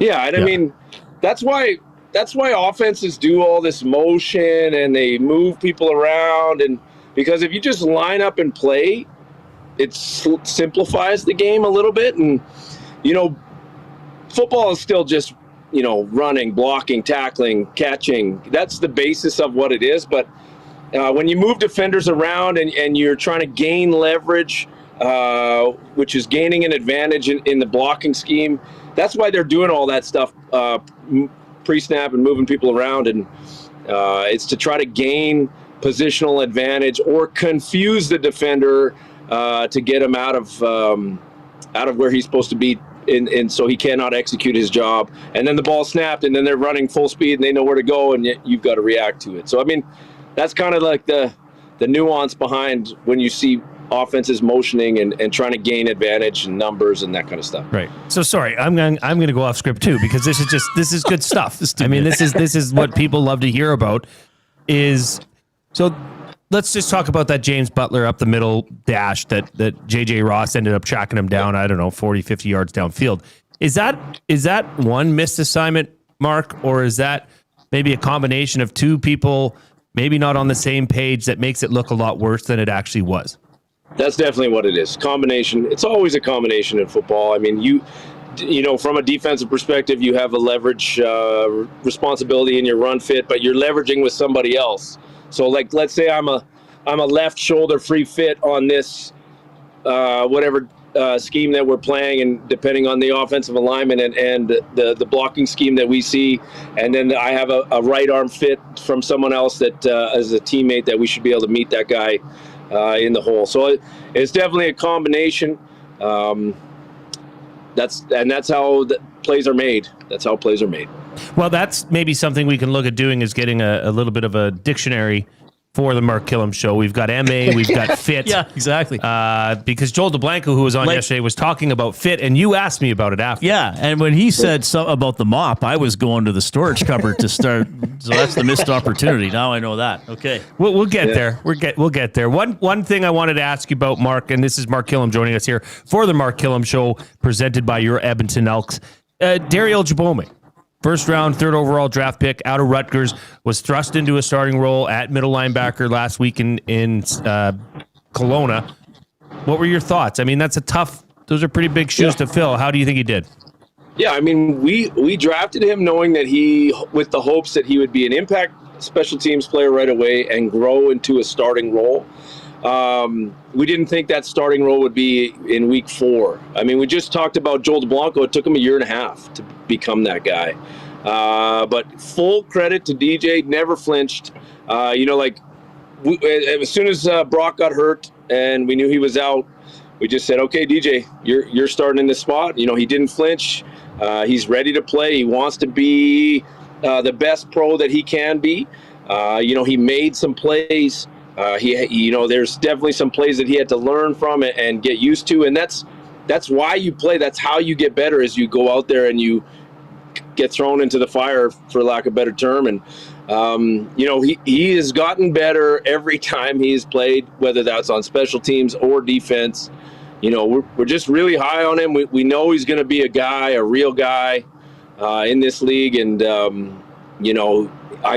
know he'll be better even this week in the same position. Well, on that same note, I mean, do you have any more info or that you're really willing to share on the status of Nick Anderson and Brock Mogensen? They're still on the 6 game. So, I mean, they're still in the same situation that they were in. I think both of those guys are not as bad as originally thought, which is positive. So that's a positive thing. But neither of them are available this week. Okay. I mean, you got Ottawa next. It was 29-21 for the Elks in week 1. I mean, they're 0-4, Mark, but I mean, their last 2 losses are by 5 and by 2. This is not I don't view them as a pushover of a team. And again, I know you can't share everything because you're game planning, but just for the fans, what do you look for from the Red Blacks on Thursday night? Yeah, I think we learned the lesson last week of records don't matter in professional sports. So that's not even a thing that hasn't come up. It's more about us responding with urgency and preparing the right way to try to beat a desperate football team. We want to play to our standard. We want to play well at home. It's important to us to play well at home. They got their own issues over there, but they're going to look at what BC did and I guarantee you, try to bring some of that into their game plan. But we've got to play our game, and we've got to do what we do better. On a short week, you don't reinvent the wheel. Yes, you have some wrinkles. Yes, you have some things that you like against the stuff that they do. But it's also about playing to the standard that we hold ourselves to, and that's really where the focus is. Mark, we talked about it earlier, just with how the running game just wasn't working last Saturday in Kelowna. If that happens and it's not clicking, are you going to expect more of an expedited effort to get the ball into Justin Rankin's hands in terms of those swing passes outside? Or, maybe a screen pass? It just seemed like, I can't recall, maybe you would know, but I don't recall him receiving a pass in the first half, but he still went for 100 yards in receiving yards. So nobody, don't have to tell you, when the ball's in his hand, it's a good thing it's a good place to be. So if it's not working that way, would you expect maybe a little bit of a quicker turnaround and trying to find different ways to get him the ball? I think so, but I also think we've got some other really good players on our team, and it's something that we talk about every week. I mean, you just can't give them the ball every play. It's professional football. You know what I mean? You have other guys on offense for a reason. We really like our receivers. I mean, Austin Mack had a great game, but we like TJ Luther. We like Josh Cephas. We like Kale Julian Grant. We think they can do some different things. As far as, are we going to throw the ball all over the field all the time? We want to be a balanced offense, but at the same time, you can't it's not high school ball where you can just give it to the best player on the team over and over. You can't do that. And, it's one, you can't do it, but two, it's unfair to Rank to think that he has to carry the football team. We're a team. We stress that all the time, that playmakers make plays, and we have a lot of them on the field, and we have to, as coaches, have to find ways to get other people the ball, so we can be more balanced and it can take some pressure off Rank. Well, I'm going to stick with Justin Rankin because I just want to, I maybe you don't look at the numbers as much or the stats, but currently he's on pace for 1,800 yards rushing. He's also on pace for well over 1,100 yards receiving. Nobody in CFL's history has ever put together a 1,000 receiving yard, 1,000 rushing yard season. Is that talked about at all? No, not in our office. No, I mean, I'm sure the players talk about it a little bit. They all have personal goals, but the one thing I will give credit to our guys, it's about the team here. One thing that we've tried to do as part of the philosophy that we wanted to bring here was we want a connected football team, and we do a lot of things to try to emphasize that. And these guys, I knew we would respond as far even in the way that we're preparing by when we broke the game down in that trailer in Kelowna after we lost. Just from what was said from the leadership group, And then, the way that we attacked yesterday, which was just a walkthrough in meetings, and then the way that we attacked today in practice. And that room is together. That room has each other's backs. And I think that if you have that, you can do some special things. I can't believe the coaches don't talk about the same things talk show hosts talk about behind the scenes. That's shocking to me. I've learned over the years. Bronco Nick, he likes the Elks and the Denver Broncos. He says, do you have a play called Spider Y Banana in the playbook? He's joking around. He really enjoyed the playbook talk. So anyway, that was fun. Hey, thanks for doing this. Appreciate you breaking down the BC game and talking about some other storylines. And we wish you all the best. It is the Salute to Service game. There's going to be the flyover. GoElks.com Ticketmaster for your tickets. Really appreciate it, Mark. Hey, we'll talk to you next Tuesday. Oh, sorry. I want to just own it. I just want to own up on something. That was my fault on the delay because I was standing outside because I'm doing it from the corner of the end zone, and my phone overheated in the sun. That's what happened. My phone overheated. So I apologize. That was my fault. I'm taking accountability for it. I'm trying to give you guys a different part of Commonwealth every time we do this show. I love it. So You got to go. Hey, I'm looking forward to the Mark Kilam upper deck, upper row. You get your steps in that day. If you do one while you're running the steps, we'll see. I'll surprise you guys with that one, man. I like it. Exactly. I love it. All right. Really appreciate it. Thanks, guys. Head coach of your Edmonton Elks, Mark Kilam. Great to talk to him. We get a lot of messages that people enjoy hearing from him. I mean, he comes on, it's after a loss, but, broke it down pretty honest. And as you can say, I think still, he's upbeat, but not in a way where it's everything's fine. He's upbeat in a way hey, we got to go to work. We got to keep working. But also, let's enjoy what we're doing. And let's realize in the first 3 weeks of the season, we established some standards that weren't met against the BC Lions. And I think that's fair. Like he said, you don't want to be grading player with a missed assignment. Or with what else was there? A loaf. A loaf. That's if you kind of a misfit. Yeah. So would the expectation be? And he said there aren't a lot of loafs, but that's almost like taking a play off. Yeah, there really shouldn't be. But because you get told that even if the play goes to the other side from where you are, you're still expected to be sprinting to the ball. Yes. Because you never know. Guy might break loose, might be a fumble. Yeah. And I think that's why the Elks have been good at recovering fumble. It's they don't just cause the fumble. Then there's been because there was even one of those against Winnipeg. They were almost unlucky not to get it. It bounced back to the Winnipeg guy. Off the kick return. Yeah, right. Yeah. But the Elks were around it. So, hey, it's part of the journey of the season. I'm pretty optimistic about the Elks. I didn't expect 18-0 when they were 2-0, 3-0. As people know from listening to me over the years, I got a lot of respect for Rourke. I mean, he is hard to stop, even if you play a perfect defensive game, and the Elks didn't. I do not think Ottawa's a pushover. I think they probably are the weaker link in the league, but they ain't going to go on 18. And as we've seen, they can score some points. I mean, they almost beat Saskatchewan.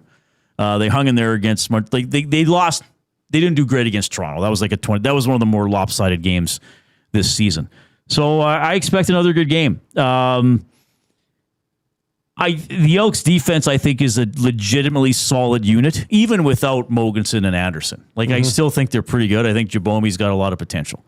I think there's the questions still circulate or maybe around the offense a little bit. Now, is that just, or are we being too hard on the offense? Possibly. I mean, they have come up with some pretty big plays and some big drives. You're not going to score every single time you get the ball. No, possibly. I mean, the Elks defense held Nathan Rourke to 7 points in the second half, right? He wasn't spectacular either in the second half. The Elks were marching twice in the second half. Turned it that over, was faltered by turnovers. So they turned it over once inside the 10. Yeah, not good. And the Rankin fumble was what, on the 30, the 25? I think a 35. 35, sorry. Okay. Yeah, so those are things that aren't going to happen all the time. Okay, so the body of work that the Elks have put together, yes, of course, I still have complete faith in them, especially that defense. That defense got torched by James Butler last week. Nathan Rourke did not beat the Elks last week, in my opinion. James Butler was the reason that the Elks had there were more momentum. Horvath. Yeah, there were more momentum turning plays, yeah. Yeah, so look, this is a great... once again, I think they're in a fantastic position for a short week. Because there's nothing, when you get your ass handed to you, there's nothing you want to do more than get on the field and go get retribution against your next opponent. Right. And the Elks get a chance to do that this Thursday at home against Ottawa, where you can watch the Reid Wilkins show from 3 to 6. We'll be live on location at the Commonwealth Stadium Rec Center. Yeah, we're going to do that. And then the Green and Gold, the Commonwealth Stadium Green and Gold kickoff show and postgame show will be coming to you live from Commonwealth Stadium Rec Center. Maybe I could come on the postgame show. Would I be welcome? I would love nothing more. Well, I don't know. Maybe I'm not welcome. Of course you are. My name's on there too. Oh, I got it. Somebody tweeted me and they said, you know, like the double E logo? Yes. I don't know. Coob, do you have that? Can you put up the Elks logo again? Just on the bottom.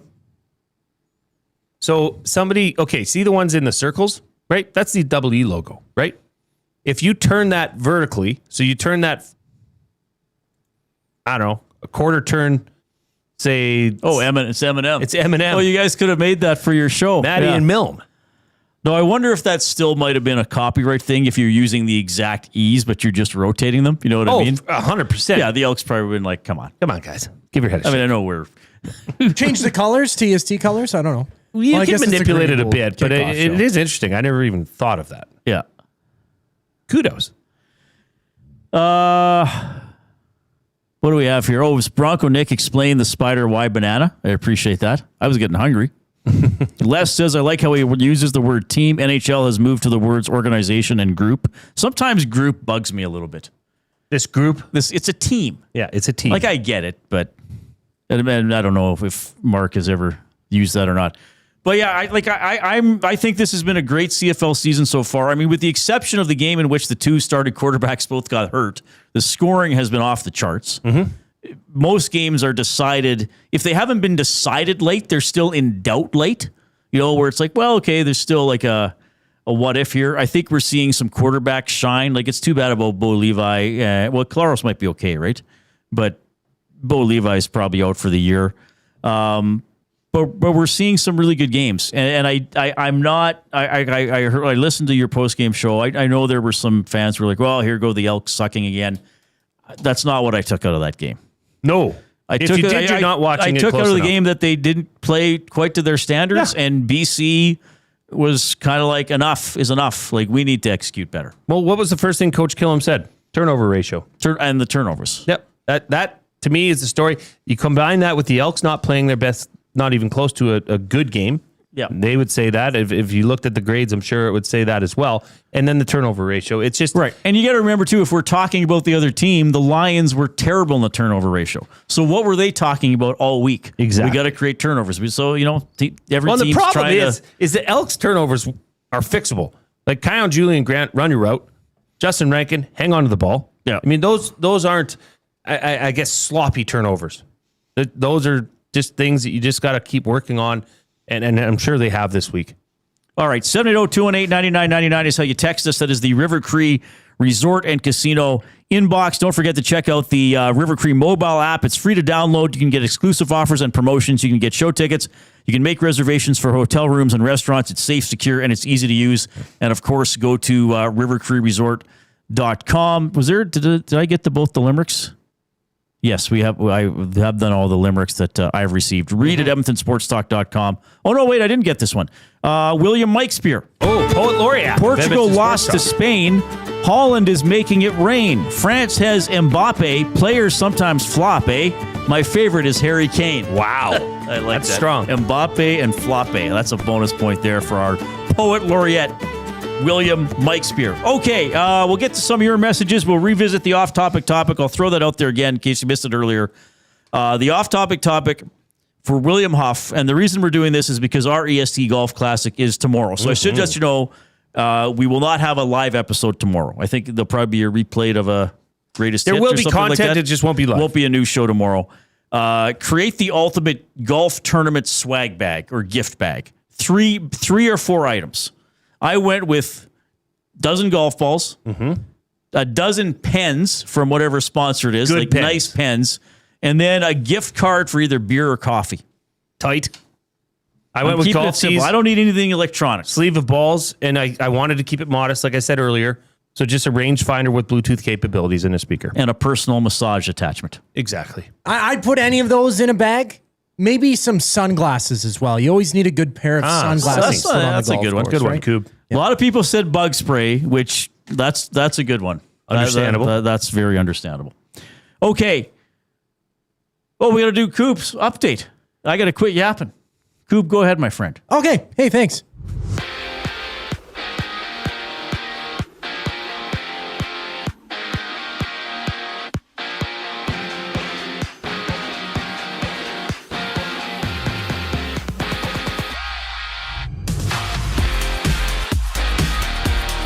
Brett Boyko, Royce Metier, and Justin Pace of the Elks have all been ruled out of Thursday's contest against the REDBLACKS at home, with Joe Robustelli questionable for the game with a hamstring injury. At 7:45, Jays, Giants, game 2 of their series. Spencer Miles on the bump for Toronto. It's Trevor McDonald up for San Francisco, with the Jays looking to snap a 3-game losing streak.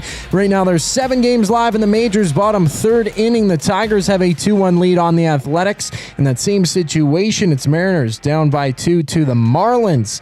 In just a moment, we'll see the Cubs and Orioles in action, while the Guardians and Twins lock horns. Meanwhile, the World Cup quarterfinals are now set after Switzerland toppled Colombia 4-3 on penalty kicks. Switzerland challenges Argentina on Saturday, with France and Morocco kicking off the final 8 on Thursday. In other news, the Senators, they've re-signed Claude Giroux to a 1-year deal, $2 million contract to Tennis Canada's Victoria Mboko is out of next month's National Bank Open with a knee injury. The tournament starts August 10th in Toronto. This sports update is brought to you by the Ranch Golf Club. The Ranch Golf Club delivers premier conditions, top-notch service, and unmatched value every round. It's why they're Alberta's top choice for corporate golf events. Visit theranchgolf.com to book a tee time. Today, more on the Reid Wilkins Show. Here on the other side of the break on Edmonton Sports Talk, I'm Zachary Kubish, keeping you in the loop. The oil stream. I don't think there's a team in the league that's got a better group of young talent that secured at that price. Well, there isn't a team. It's the Montreal Canadiens. I think this does lead to a conversation on, is this what you do now? I think so. You give these guys coming out of their first deal $9 million, so you don't have to worry about somebody trying to snag them and screw you over and pay them $18 The Oil Stream, presented by Boston Pizza. Monday, Wednesday, and Friday afternoons at noon. Only on Edmonton Sports Talk. Your clear choice for Edmonton sports. When you bet with Play Alberta, you give back to Alberta. That's because it's the only app in the province that puts all revenue directly back into supporting programs and services that Albertans rely on every day. So next time you place a wager on your favorite team, know that you're also making a difference across the province through Alberta's General Revenue Fund. Visit playalberta.ca/EST to learn more. That's playalberta.ca/EST. Must be 18 plus. If you gamble, use your game sense. It's the weekend. The sun is out, and everyone, yes, even the kids, are bored. Bring them to the Canadian Brewhouse. Our patios have games to keep the whole family going, rooftop views, real turf to run around on, and misters for when the summer gets serious. Oh, and we've still got the game on. Always. All day. All weekend. All summer. The Canadian Brewhouse. Canada's best patios. Looking for quality building materials and friendly advice? Visit us at Windsor Plywood Leduc, family owned and locally run since 1993. From interior materials for doors, flooring, baseboards, and all the finishing touches to all you need for your outdoor projects like cedar lumber for decks and fences. Plus, all the plywood you'd need. Our full-time on-staff carpenter can help with anything odd-sized or custom. And from domestic hardwoods to exotic selections, we've got you covered. And if we don't have it, we'll track it down for you. Windsor Plywood Leduc. We're the experts you need to know.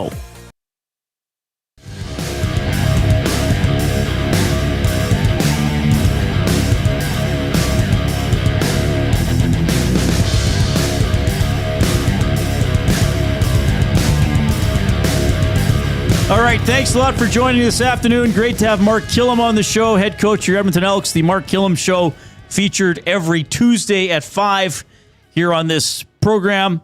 So the Elks play home game Thursday, and then they got another one next week against the British Columbia Lions. So, or the Vancouver Lions. The Vancouver Lions, yeah.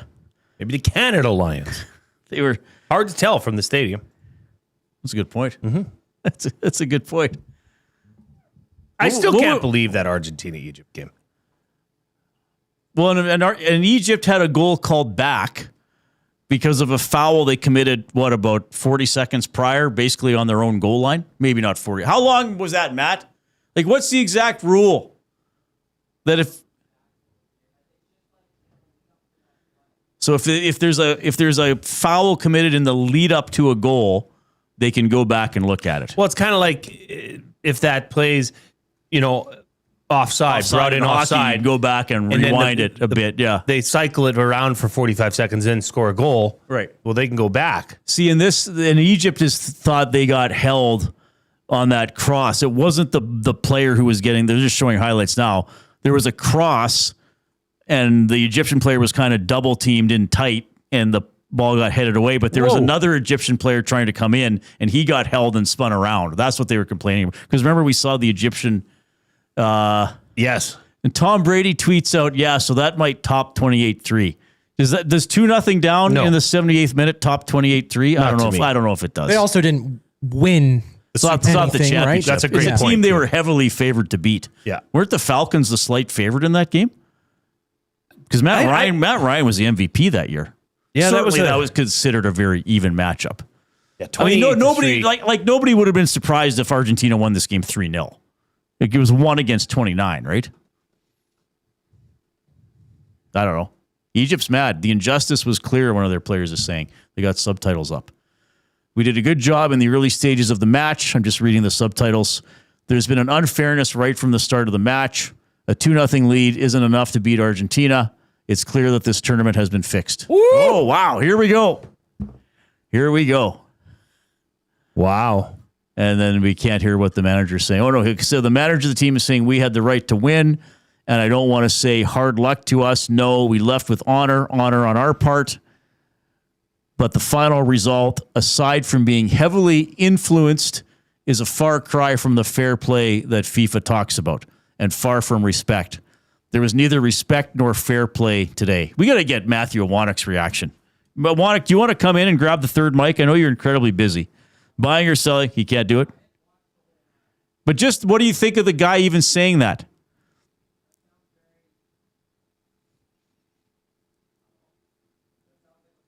Okay. Buying or selling for Damon Bunting. Damon Bunting, a consistent top-producing realtor in the greater Edmonton area for over 18 years. He and his team would love to help you find that right home or make the move from your current home. Community-driven, he understands what it takes to make a difference in our city.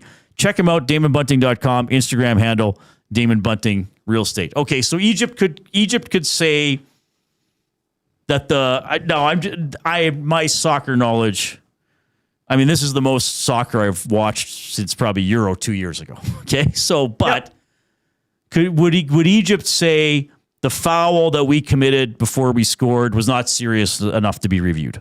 I guess they could make that argument, and then they could also say we got a guy trying to follow up an offensive play who did. We saw the replay. He got held. He got turned around. Yep. It'd be like, he basically kind of got his arm hooked, right? Well, one play involved the ball, did it not? Like the player that was taken down for Argentina was trying to attack down low. Like the ball was in play. The one you're referencing, and I'm sure that Egypt fans are talking about, was on the other side of the box. Egypt attacking. It was cleared out of harm's way, but there was a player on the other side. Offensive player. Yeah, right. that was clearly taken down, but that might be more of a play-on situation. But it was in the box, though. Like, it was a hold. Sure. And interestingly enough, like, they went back and reviewed the Egypt foul, but they didn't go back and review the Argentinian hold. Yeah, good point. That could have given them a penalty kick to tie the game. Because if you go back and review that and you're calling it by the rule book, that is a clear foul. So that's probably what Egypt is saying. Okay, you reviewed something we did 105 yards. Oh, no. It happened in the Argentinian attacking end. Right, but Egypt turned it into a goal. That's right. And then they're also saying, why didn't you look at the play? Yeah, so they're saying you reviewed something when Argentina had the ball that we stole and turned into. You're not reviewing something where we crossed the ball into the middle. And so even if somebody were to say, well, that guy wasn't involved in the play, Egypt would just say, well, he wasn't involved in the play because he got held. Right? Yeah. No, So there's a back and case forth for we it. go. I could see how. Well, and honestly, Reid, what do you think is going to happen for the rest of this tournament after you have a president call the president of FIFA? This is the thing. Yeah. And delay a red card or suspend a red card so a player can play in a quarterfinal match. It just the rest of this tournament is going to be questioned. That's the thing. And tarnished by that decision. And I guess the what's his name, Infantino, I guess he doesn't care. And I mean, I know whenever you bring up the name Trump, some people lose their minds, but he gives Trump the FIFA Peace Prize, right? And then takes his phone call. Like, should he even be taking the call?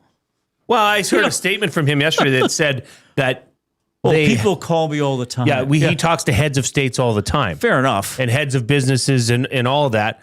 I'm sure you do, because they're the ones flying your ass all around the world, to be quite honest. So, no, I don't have any time of day for that Infantino and that corruption that is prevalent in FIFA. They're not even trying to hide it.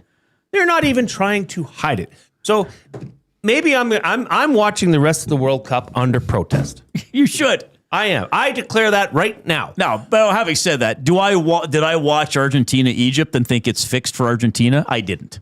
No, I mean Argentina still needed to come back from a 2-0 a lot of pressure or 2-0 deficit, right? And Lionel Messi had to kick a ball, like that went off the goalkeeper's hands and off the crossbar and in. Like, no, I'm not ready to say that this was fixed, but maybe you could have a belief that Argentina sure wasn't. They didn't have many obstacles in their way when they were just coming back. Right. I mean, I might go full fix, like full the fix is in, just because Infantino's. Just so you could protest the tournament. Well, it's just, that's the worst is when things like this, like, I don't know if you even call FIFA an organization. I guess you do. But when they get just like the mafia is an organization. But they're so corrupt, they're stealing from you in plain sight. Right. They don't even care that it got out that President Trump called and said, take that flag or that red card away. Right. Or, suspend it. And as Jay and I alluded earlier, coup buying or selling, you're heartbroken the United States is eliminated. Yeah, I stayed up all night, Reid. It was totally not hilarious at all to see the final host kicked out and booted after that debacle. Yeah. Absolutely devastated. What do you think the Belgian players were saying to Balogun? Oh. Or would you just leave him alone? I mean, I know it's not his doing, but he must have still been getting he's probably like, great. I'm going to have to wear this. Yeah. President's pet. Do you wish you weren't in the game? Might be easier for you. Oh, yeah, that's what you'd be saying. Like, hey, too bad you have to play this one, Too bad buddy. you had to play. Yeah. Now you're going to be part of the reason that you lost. You're part of the problem. Oh, that's too bad. Do you have a team that you would... I don't really have second favorite teams. I mean, I guess I have some English heritage, but I'm not like... No, I don't have a team in the fight. I guess if I was looking at my heritage, it would be Northern Ireland and Ukraine. Could we just get that Scottish commentator to list off the 8 remaining teams? Oh, sure. Yeah. We got France, and Morocco. Spain taking on Belgium. Now we've got Norway heading up the mighty English side, and Argentina taking on the Swiss.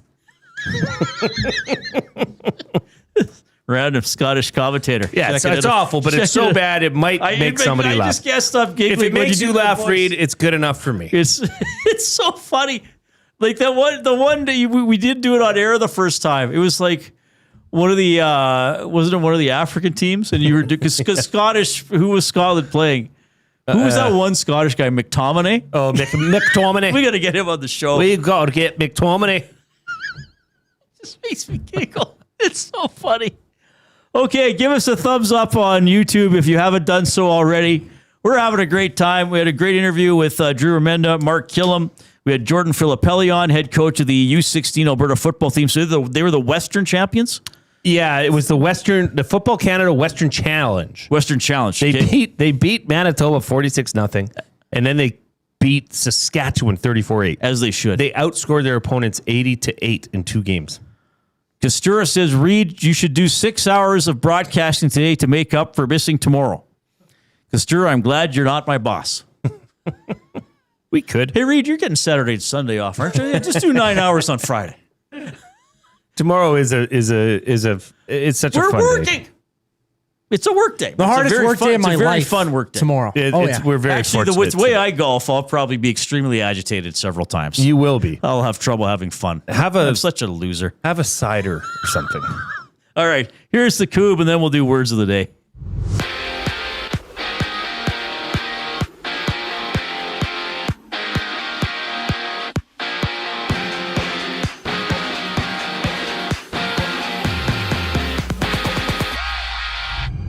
The Elks have ruled out Royce Metier, Brett Boyko, and Justin Pace for Thursday's game against the REDBLACKS. Meanwhile, Joe Robustelli is listed as questionable with a hamstring injury. Just before 8 o'clock, the Jays Giants have Game 2 of their series. Spencer Miles takes them out for Toronto. Trevor McDonald up for San Francisco. Jays looking to snap a 3-game slide, and right now in the majors, handful of games underway. Bottom 4th inning, Tigers up 2-1 on the Athletics. The Braves have a 5-run deficit against the Pirates. End of the 3rd and top of the 4th, the Yankees have a 1-run cushion on the Rays. Meanwhile, the World Cup quarterfinals are now set after Switzerland toppled Colombia 4-3 on penalty kicks. Switzerland challenges Argentina on Saturday in their next match, with France and Morocco kicking off the final 8 Thursday afternoon. In other news, the Senators, they've re-signed Claude Giroux on a 1-year, $2 million contract. And in tennis, Canada's Victoria Mboko is out of next month's National Bank Open with a knee injury. That tournament gets going August 10th in Toronto. This sports update is brought to you by the Edmonton Elks. It doesn't start on game day. It starts before kickoff. Get your single game tickets today and be there for every hit, catch, and touchdown. Lock in your seats now at goelks.com/tickets. Words of the day up next here on the Reid Wilkins Show. I'm Zachary Kubish, keeping you up to date. EST Afternoons. Josh Lurenberg from TSN. Kawhi Leonard's 35 years old. It's always attached to him, the load management and all that. We know now that they're working on an extension. What did you make of the trade? Scared money don't make money. You kind of have to be bold. Fortune favors the bold. This is the Raptors taking a big swing and going for it, and I commend them for that. EST Afternoons, weekday afternoons 1 to 3, only on Edmonton Sports Talk. Your clear choice for Edmonton sports. At Firehouse Subs, our subs are freshly toasted, stacked high, and crafted to satisfy. Each sub is piled high with premium meats, melty cheese, and toasted to perfection. Firehouse Subs brings bold flavor to every bite, all served on a freshly toasted roll. But we're not just feeding Edmonton, we're fueling it. Dig into the brisket hat trick, piled with slow-smoked brisket and melty cheese. Or go to the Firehouse Subs fan favorite, the Hook and Ladder. Made to order with smoked turkey, honey ham, and Monterey Jack cheese on a perfectly toasted roll. With 15 Firehouse Sub locations across Edmonton and the greater area, it's easy to grab a hot and hearty sub close to home. Firehouse Subs. Hot, hearty, made to satisfy. Get ready for another iconic evening of Canadian rock as the River Cree Resort and Casino presents Streetheart and Lee Aaron. On July 30th, get ready for a fist-pumping, anthem-filled show featuring 2 of the best acts to ever do it. Streetheart and Lee Aaron, July 30th at River Cree Resort and Casino. Tickets at rivercreeresort.com.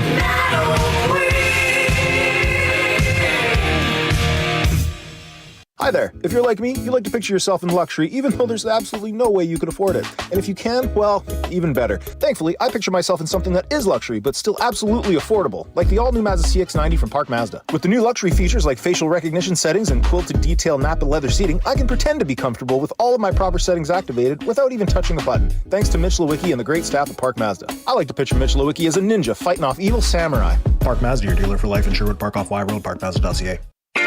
Your brand deserves more than just a whisper, it deserves a buzz. At the Hive Product Marketing, they specialize in promotional products that bring the buzz. From eye-catching giveaways to unforgettable keepsakes, they got the perfect products to make your brand stand out and get noticed. Visit the Hive Product Marketing and let them create the buzz your business deserves. The Hive Product Marketing, the official merch partner of Edmonton Sports Talk. Visit them online at thehiveproductmarketing.com. Looking for a winning strategy for your retirement? Contact me, Joaquin Gage at K4 Financial, where expertise meets dedication. I will always look for a careful approach to your retirement, ensuring your financial future is secure. From tailored strategies to clear, actionable advice, I'm here to guide you every step of the way. Don't leave your future to chance. Get in touch with me, Joaquin Gage, today at k4financial.ca or email joaquin.gage@k4financial.ca to start planning for a brighter future and a more secure retirement. All